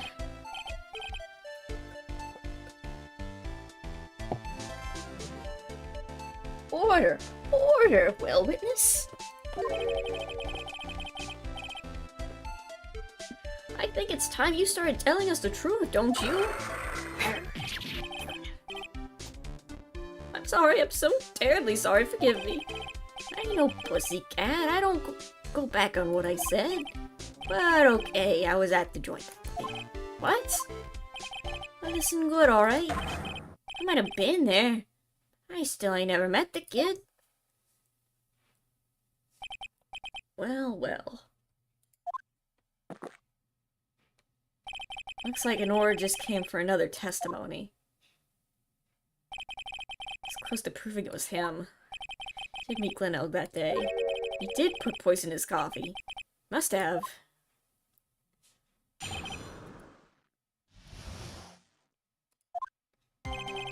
I was supposed to meet with the kid at the restaurant that afternoon. When I opened the door to the joint, I saw one ugly scene. The guy was laid over the table, stiff as concrete. Figured if the place wasn't already, it was gonna be, so I split. There's a cop sirens on my way out. And I went straight back to my office.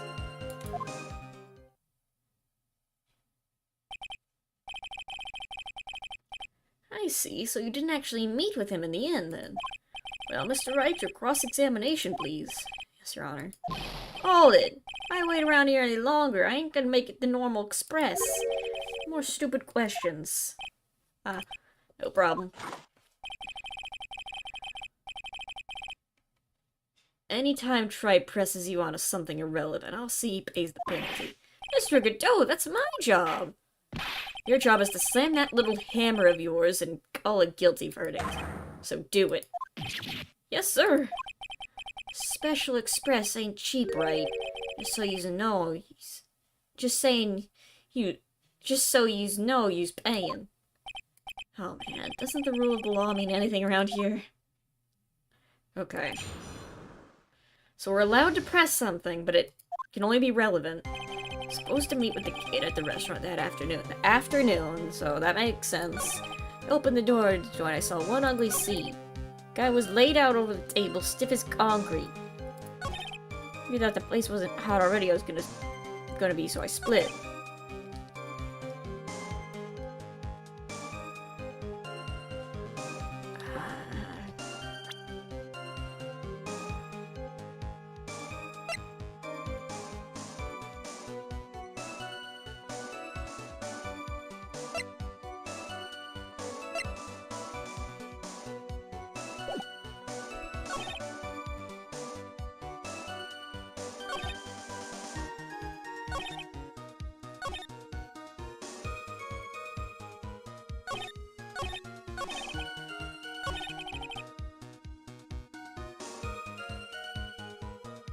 So either the first one or the last one.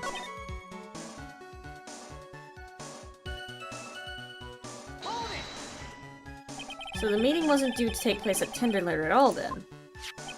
It was making a fuss about coming into the office. Always that way when I want to talk about repayments. Even though I got the best punching bag you've ever seen, if there's any issues. So that's why you decided to be straight bien. Objection.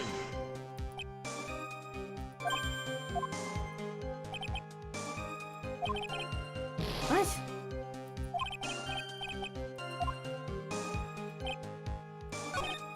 Last one, maybe?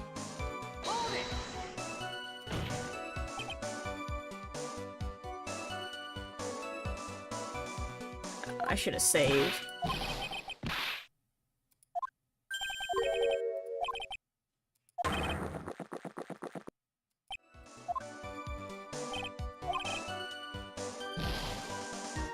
Let me save now. Actually, not yet.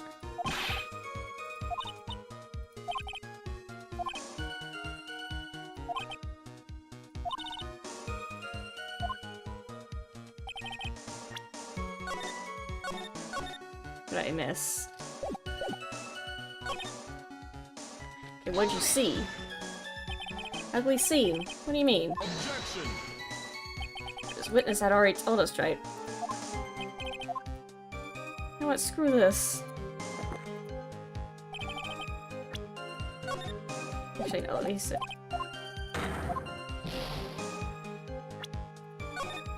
I'm not allowed to use my time powers to cheat. Screw you guys.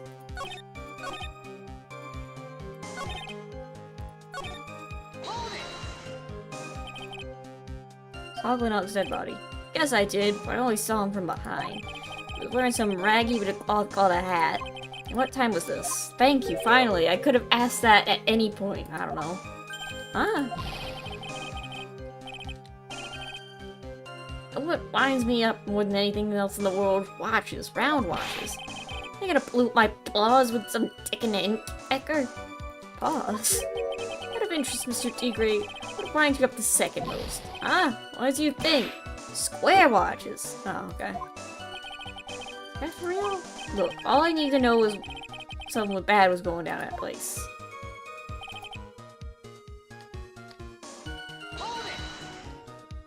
Pressing every statement? I'm trying to, but it's... So you didn't actually set foot inside the restaurant, then?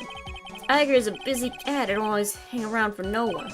Ain't got time to be caught up in a murder investigation. So, when exactly did you pick up the matches? The matches just inside the front door. Our detective friend wound up in trouble with the chef after taking 5 books home. Or gumshoe. I don't know any contradictions here.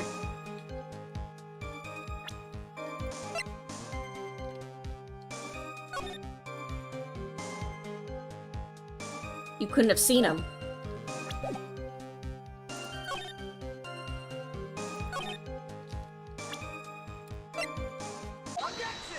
Ah, that's what it was. I thought I had to, like, press a specific statement, like last time. You're something of a loan-collecting pro, aren't you, Mr. Tigray? No one escapes the tiger's clutches. I'm something of a lie-detecting pro. And no one escapes the phoenix's clutches.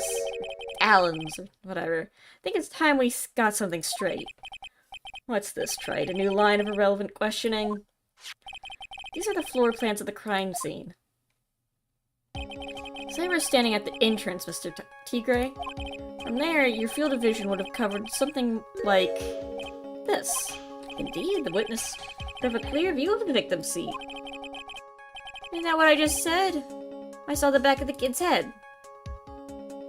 Unfortunately for you, that's not possible. Court would think back, remember that between each of the tables, yeah, there's like a giant wall. It's all partition. Why, that's true. Now look at the plans again. This is painfully obvious. The entrance, the field of vision, any customer walking in, ends here.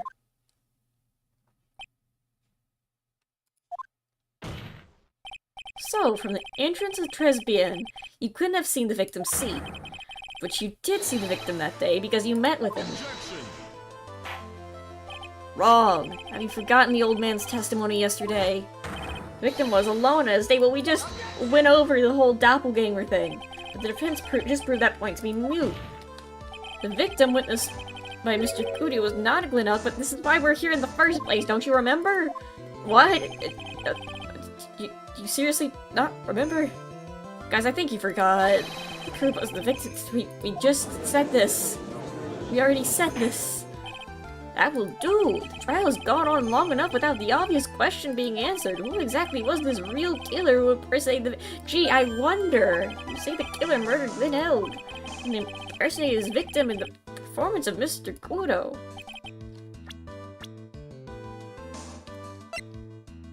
Gee, I wonder.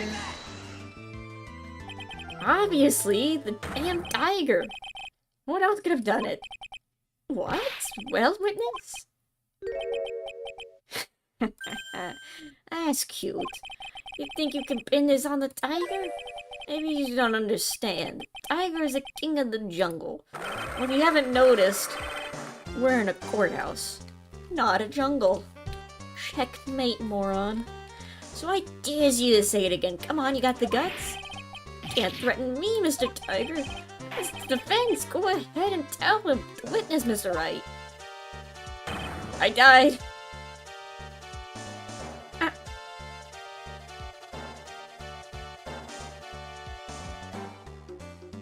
Anyway, Mr. Wright. To me, like, it must be you, old man. You got guts, I'll give you that. Mr. Wright, don't leave me to handle this alone. Perhaps I can end this embarrassment. Mr. Godot. Let's just go back over Mr. Kudo's testimony one more time. The old man didn't see the victim, oh no. Servant girl brought him to Javachino, but she put something in it. He literally forgot. Is the victim he saw the real victim or not? It doesn't matter. Fact remains, he saw the accused put poison in the coffee. Yes, it was the waitress who poisoned the coffee. Very impressive, Mr. Godot. I'm here now, waiting for my absence to launch your attack. Ah. Found your pin at last, right? It was just in my pocket. But anyway, Mr. Kudo witnessed two people that day. He saw the victim, the supposed Mr. Glen Elk, and the waitress from behind. Yes, report, Mr. Wright? I think the conclusion is obvious. The Glen Elk was really the killer in disguise. Then surely it's possible the waitress is also part of the show. What? You mean the waitress was an imposter as well? Defendant Bird fell unconscious immediately after the incident. And someone used her fainting to hatch an elaborate plan to pin the murder on her. What on earth was it? I'm about to be assassinated by the Mafia.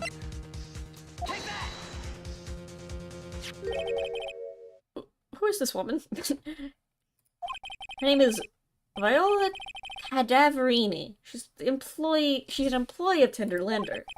He was making a big mistake. Do you know who Violetta's grandfather is? You better be going home in an armored truck tonight if you know what I mean. Stop shaking, Nick. Where was I?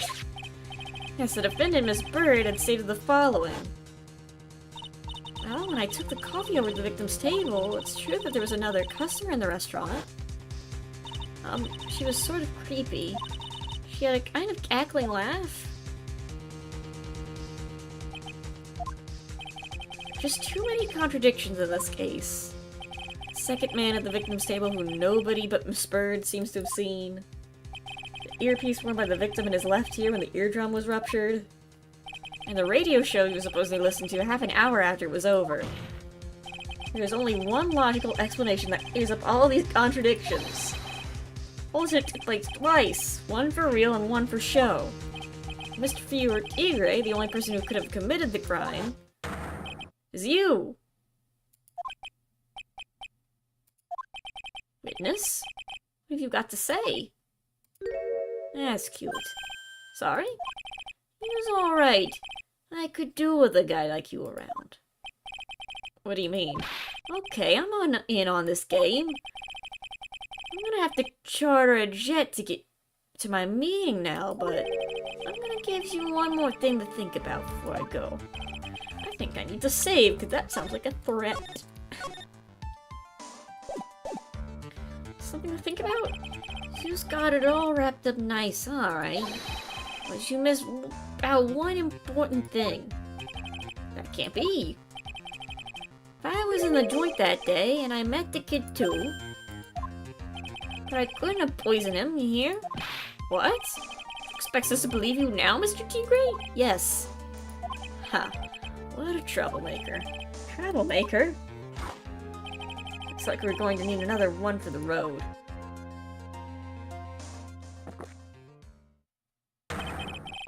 One more steaming cup of hot testimony. Indeed. Witness, will you explain yourself to the court? I will give you one more chance to testify. What happened that day at Tresbian between yourself and the victim? His body just did that, Your Honor.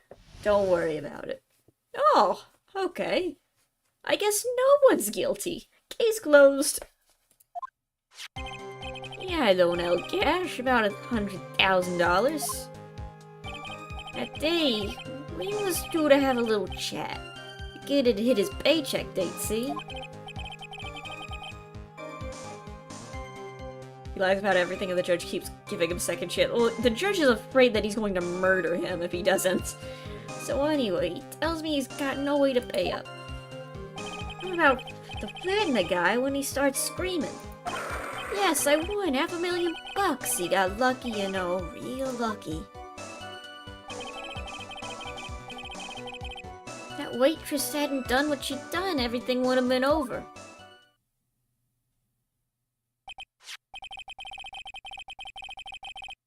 Now I see that the principal amount you loaned Mr. L was $50,000.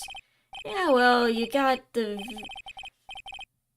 VIG to take into account. Interest builds up fast, you know. Fast and fast. $100,000 was Trice's principal. And the repayment deadline was December 3rd, the day of the incident in question. Yeah, he was one lucky kid. Got $500,000 just in time. So I ain't have no reason to kill the kid. And I ain't got no motive. You ain't got no case. This motive? He doesn't have one, but what is it?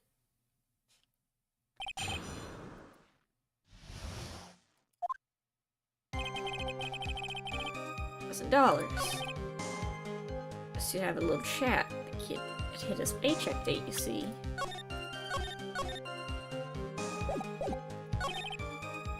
Got no way to pay up.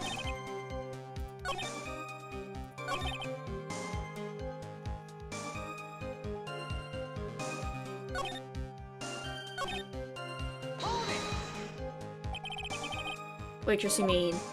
The girl with the glasses and the vintage here. Else could I mean? If she had gotten in the way, this thing would have been over. Bada bing, bada boom, over and done with. You should push a little on this.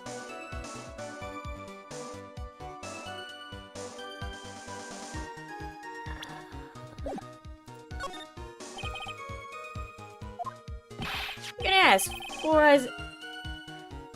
Eyes about the $500,000 ticket. Why so bad? She poisoned Alex's coffee. Likely theory, your word hasn't held water lately, Mr. Chiefly. Let's not forget this witness was actually at the scene, right? No, I don't exactly agree with some of the deals I sent down. I couldn't be there when the cops showed up, so I split. I see. Your Honor, the witness's last statement are worth a good 2 cups of coffee. I concur, Mr. Godot. You will amend your testimony accordingly, witness. So that's what you have for Phoenix, right? Business with that kid was over.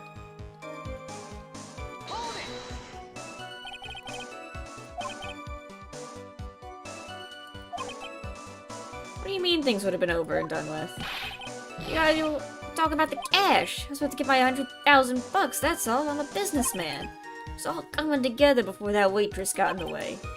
As far as I can tell from the witness's testimony, in recouping his loan, Mr. Tigre had no motive for killing the victim. Well, Mr. Wright? I mean, Sure, have it amended. Why not? Okay.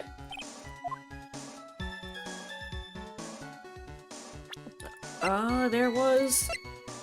CD. Easy. So you intended to get the $100,000 from Mr. Elgo, do you correct? I'm the one that got the cash, that's my right. Unfortunately, for Mr. Elg, I don't believe the $100,000 is what you were really after. Objection. What are you getting at, Wright? What else would the money lender be after other than money? Oh, the money lender was after money. But money in a totally different league. The kind of money that a single disc like this would fetch. What is that? A computer virus, Your Honor. A virus called MC Bomber. A computer virus? What do those do? Computer virus is a program that wreaks havoc on the insides of a computer. A computer? What does one of those do? Because the beard isn't the only part of his honor that's from the Stone Age. I'll explain it to you later, Your Honor. Right now, this is an important point. A virus like MC Bomber would be worth several $million on the black market. Several $1 million? Lending money with no hope of ever seeing a repayment would normally be bad business. But in this case, the very fact that Glenn Elg had no way to repay the money is crucial. What? Glenn Elg was a programmer. Highly skilled programmer.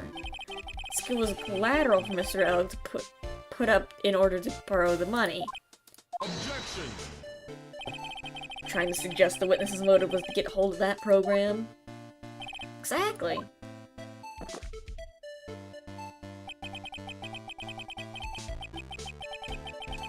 Witness may have poor fashion sense, but he is by no means an idiot, Wright. A man like him could only get his hand on $1 million without resorting to murder. Of course he could. Provided that he had time. But what if he needed the money right then? When the pressure's on, the luxury of choice tends to disappear. Seems you have a logical conclusion to this theory, Mr. Wright. Would you care to share it with us? Why did Mr. Tigre need the money? $1 million.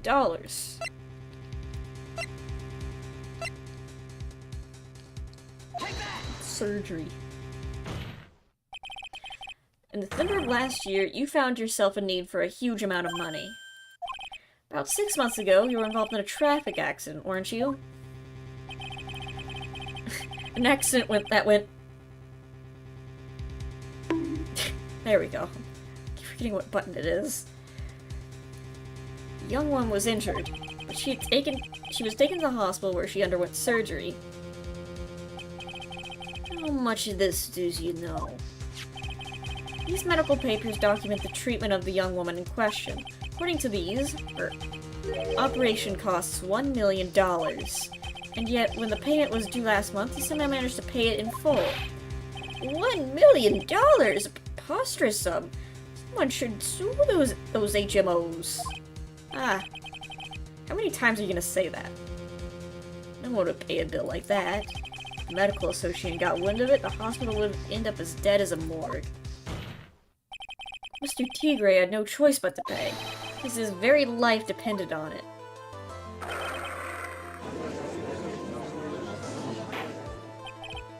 Order! Order! You say his life depended on Mr. Wright? Indeed it did, simply because the injured woman was none other than Viola Cadaverini. Did you say Cadaverini? Wait, hold on.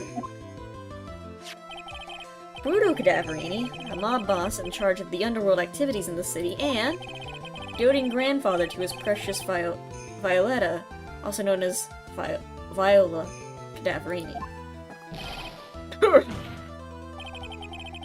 Your life is in danger unless you paid the compensation to the boss, correct? Makes sense. You were desperate to acquire the $1 million Bruto Cadaverini demanded of you. So desperate, in fact, that you decided to sacrifice Glenn Elg's life to pay your debt.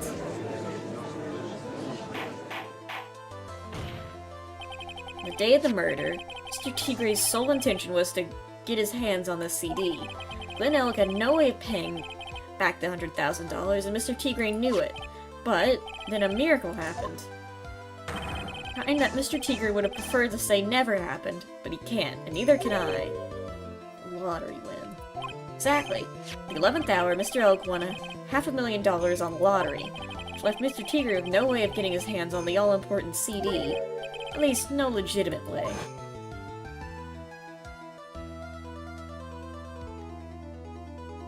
So resort to illegitimate means. That's crazy. He murdered Glen Elk and then made his next move, spraying Maggie Bird for the crime. Mr. Tigray posed as Glen Elk, while Viola Cadaverini played the role as Miss Bird. Then they reenacted the whole thing in order to establish a witness. The witness being the one we all heard testify yesterday, Mr. Victor Kudo. Objection.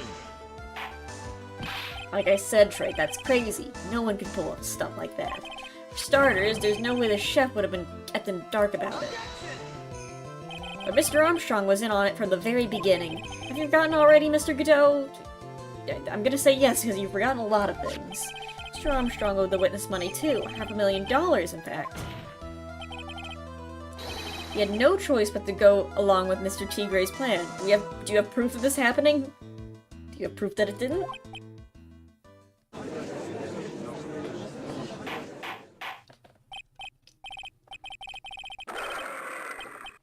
Wait, I was taking a sip of water. Hold on, I didn't read that.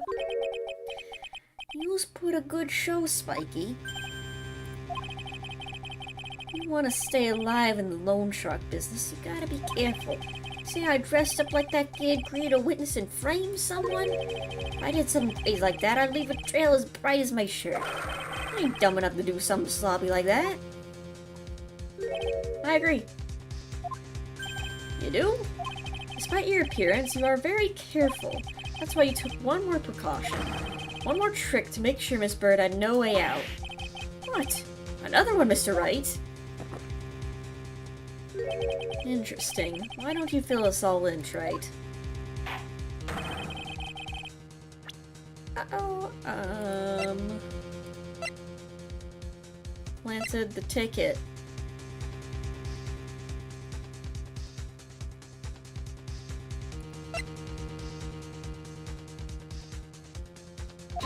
Or the medicine, or the poison.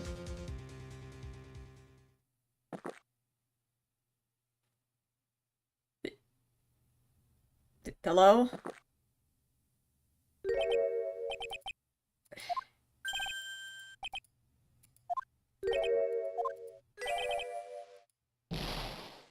Let me save so I can...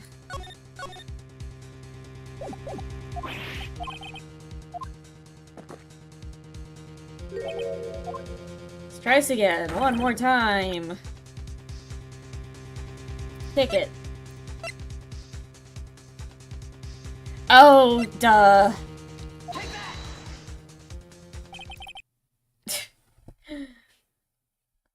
What on earth is that? An insult to think anyone could be fooled by such a childish imitation. Consider yourself insulted, Your Honor. Mr. Tigray, you didn't just pose as the victim on the day in question. A month ago, in the very court, you posed as me. What? That's the truth. But this looks nothing like you, Mr. Wright. Wait a minute.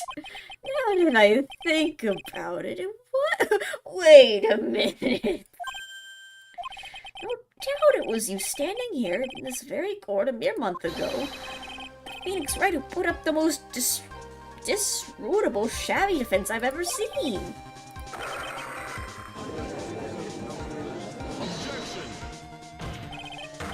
Can you prove that, Gramps?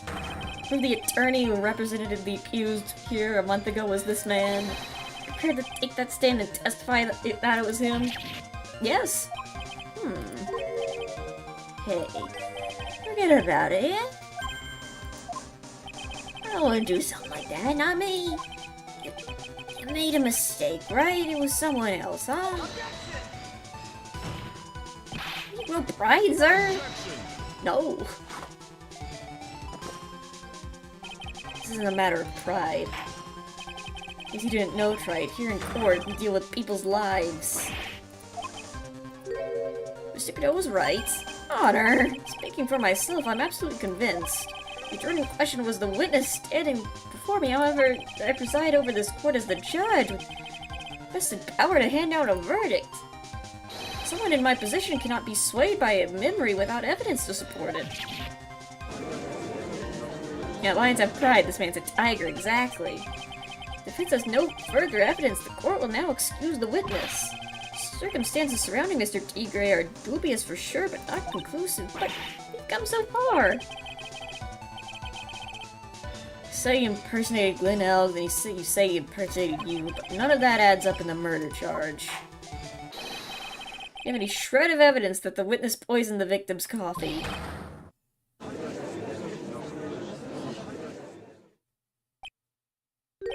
Ah. Sucks to be you, right? Don't mess with the tiger. Or you gonna get mauled, you got that?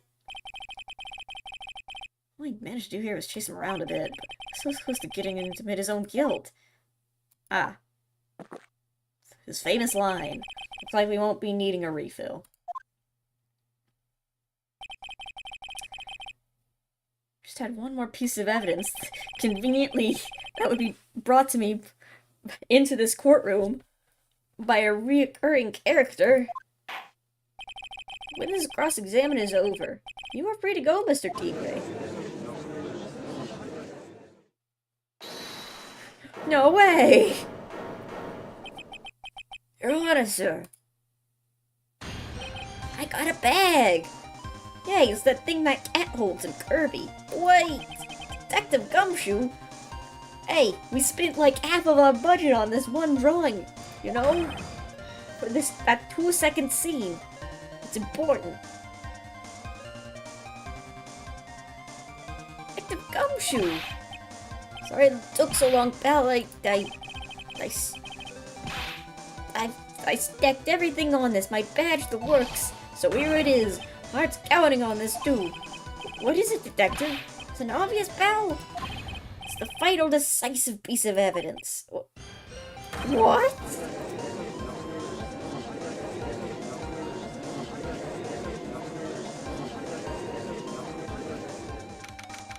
We're out here now. Sorry it took so long, pal, but I finally got the results from the lab. Results? The prints, pal! From the medicine bottle. Oh, so? Do you know who the prints belong to now? You think I'm some kind of hack detective? Of course I know. So tell us. They're the tigers, right? I knew it. You bet. Clear as crystal all over the bottle. They feel tiger's paw prints all right. That's great. We've got them now, Nick. What's wrong with you? I finally said a word since Detective Gumshoe got here. He's laid everything on the line for this, Nick. I know, look. I'm sorry. It's kind of hard to say, but I have a feeling that Godot's just gonna say go, no, and then we're gonna... It doesn't make any difference whose prints are on that bottle for now. Huh? What? Why not? We need to produce at this stage of the trial is irrefutable as that tiger poison in Glenelg's coffee. He admitted that he met with the victim. The fact that his prints are on the bottle really doesn't make a difference now. I knew it. Great. No matter how hard I tried, I'm never of any use. Hey, don't be so hard on yourself. That was our last chance to help Maggie. I've been working on some useless piece of evidence the whole time. It's alright, I'm a real loser. It's not breaking news to me, pal. Detective Gumshoe? Maggie! You've been working on something for me? Sorry I let you down, Maggie. I know you didn't do it. And I'm a detective. I was supposed to be able to prove stuff like that. I'm really sorry. I'll get out of your hair now. Detective Gumshoe, wait! He's gone. Is there anything we can do now, Nick? Wish there was. She worked hard to get that evidence. If only there was some way I could use it.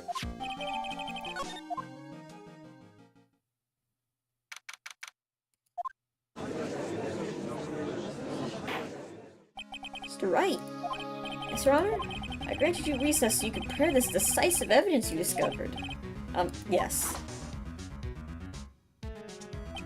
Don't keep us all in suspense, Wright. Show us. Naturally, we can assume it's evidence that will actually stand up in court, can't we? Like Gumshoe's hard work go to waste.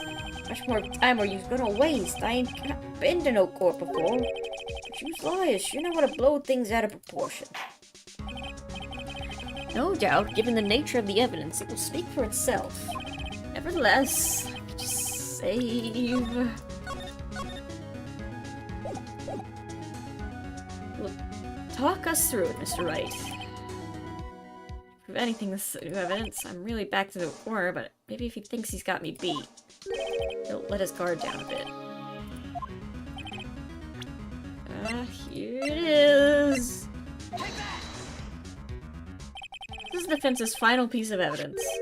Isn't that the victim's... Your Honor, naturally, the court is already aware of the contents of this bottle. However, interesting new information has come to light. We have clearly identified some fingerprints on it. Fingerprints belonging to you, Mr. Tigre. What? But, Mr. Wright, what conclusion are you hoping to draw from this new information? Everyone here knows what the bottle contains, except one man, one person in the courtroom who's theatrically in the dark. That prints are on that fancy-looking bottle? Oh, is that what you're saying? What the hell's in it anyway? I'm going to lie! I understand now! Thing in this case has been phony.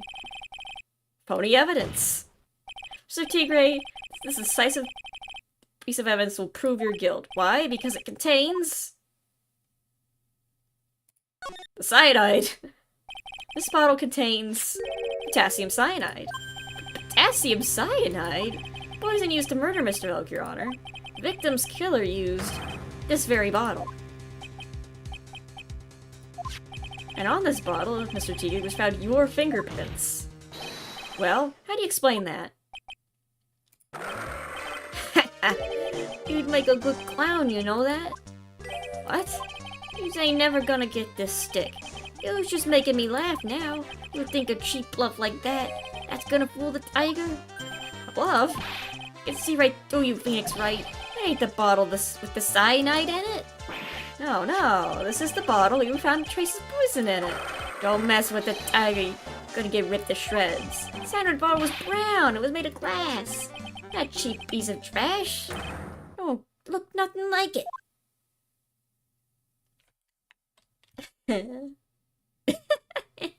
Oh, I did a little prank. I did a little goofy. I got a little silly with it. In court, nonetheless.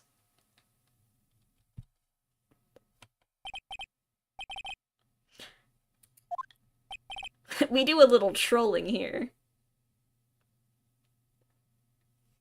What? What's everyone gone quiet? I said the bottle... Is this the bottle you're referring to? Yeah, that's it. That's the bottle cyanide was in. But you ain't gonna find my fingerprints on that bottle. Don't let that cozy suit fool you people. That lawyer's always playing games. Tell him, Mr. Prosecutor. Tell that guy where to go. You still haven't figured it out. Don't you realize what you just said? What I said? What did I just say? You were summoned to this court for the first time earlier today. You really had nothing to do with the murder. You shouldn't have known it, all the little details. For instance, you shouldn't have known that what kind of bottle the potassium cyanide was in. Yeah. Just now, you slipped up in front of every single person in this courtroom. You described the exact bottle used by the killer to hold the poison. You just don't know. You just don't know who you're messing with. And the tiger, I control millions of dollars on the black market. You think I'm gonna let some jumped up suit get the better of me? Yes. Sure. This last piece of evidence was a phony. But that's just what you deserve. A phony trial with a phony lawyer. It was all played out by you, the biggest phony of all. I don't think there's even a real loan shark office.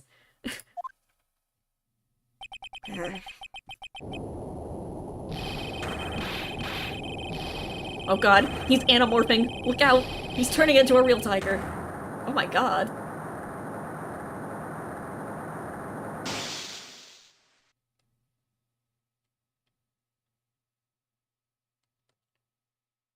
He just used his powers to...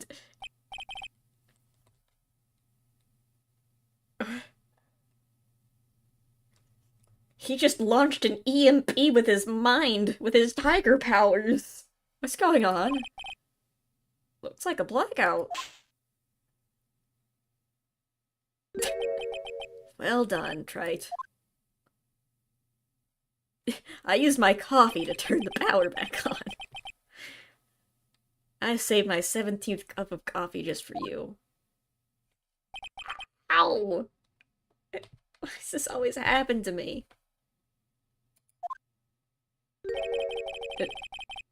Is he stuck like that? He... Sir? Well, you watch the police restrain your prey. He's just frozen now. He's just stuck like that.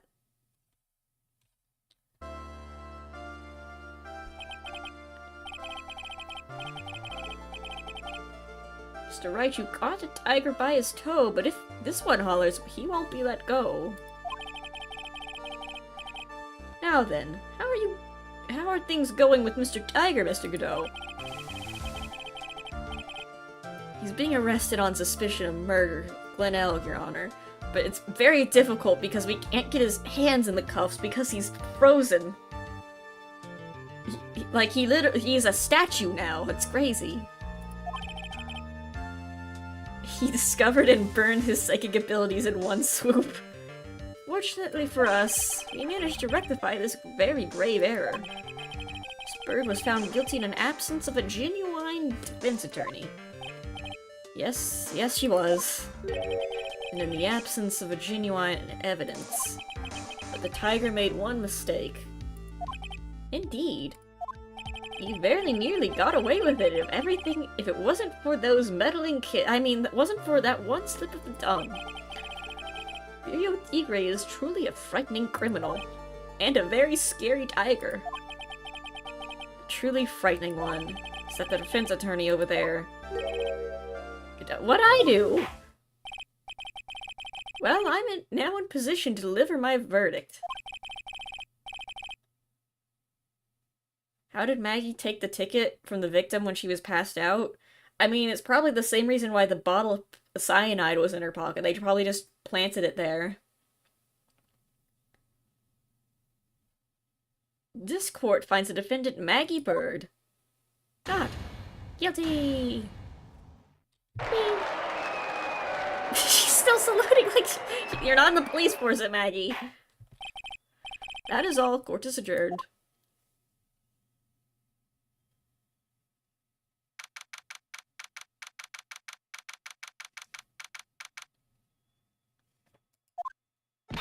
Mr. Wright, I'm at a loss for words. Thank you, sir. Congratulations, Maggie. I was so mad when Mr. Wright landed me in all the trouble a month ago. Now I feel like I can forgive him. Because it wasn't you. It wasn't me, Maggie. That was the tiger. Look, Nick. In the doorway. Hey, it's me. Oh, I guess I'll be heading off then. See you. Goodbye. Wait! Detective Gumshoe. Oh yeah. Congratulations, Maggie. Thanks. I knew you were innocent all along. Why didn't you say that in your testimony then? Oh, well, well, guess I'll be heading out then. See you around. Wait up, detective. He just ran off. Maggie, why are you being so hard on him? He busted his butt for you. Well, it's thanks to him that we even got the medication bottle. It wasn't even any of use, but... It's only because Mr. Wright used it so cleverly. Gumshoe was just running around in circles. Poor guy. Looks like she still isn't ready to forgive him. Could you put a good word for him, Nick? Yeah, Maya's right. I should help Gumshoe out. clear that he needs it. Maggie, you know, Detective Gumshoe's been really worried about you through all of this. Hard to believe that, sir. But on the first day of the trial, practically gave the judge a free pass to lock me up. I have any choice, Maggie. He's a detective. He has to report the facts. He doubted me, that's why. He thought I might have done it. Gotta prove. Well, let me save. Is it the... I need to solve the Gumshoe QG QuickTime event. I know I'll give her a present. The lunch. He made you lunch. Here you are, a present to celebrate your freedom. It's a present from Detective Gumshoe, made with a ton of love. He said you lost weight and was worried about you. Detective Gumshoe. I actually really like weenies. You know. Did you guys hear that? I'm pretty hungry myself, you know. Yeah, the trial dragged on a bit today, didn't it? It's okay if I eat this now? Lunch. So, how is it, Maggie? It's really good.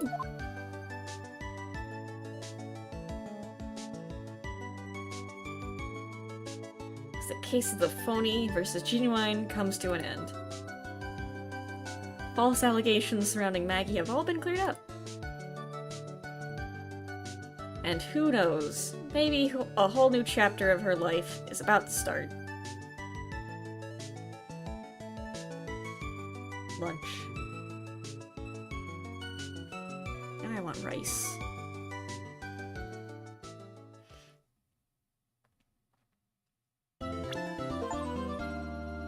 What the? What are you doing here? A new episode has been added.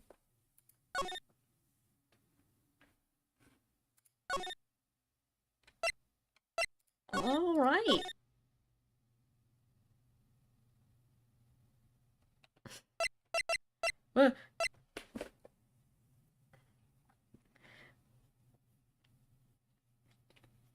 And with that ends today's stream. I guess next time we play Ace Attorney, we'll see Edgeworth again. And his snazzy new outfit, I guess.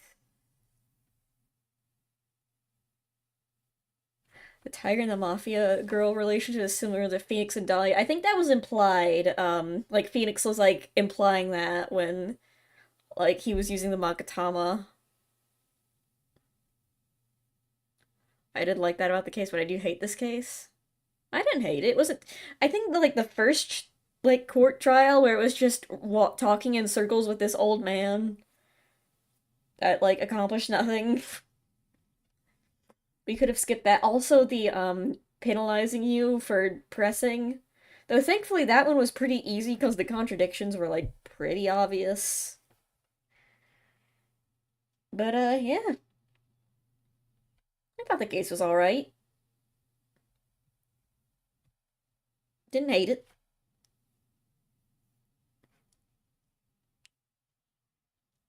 Wait a minute. If Godot's... If Edgeworth's here now, that means I don't have to deal with Godot, thank God. Oh man, I'm looking forward to the next case. I don't have to deal with them anymore. Anyway. Thank you guys for watching. Hope you enjoyed the stream, and I'll see you guys next time. Peace out. Bye.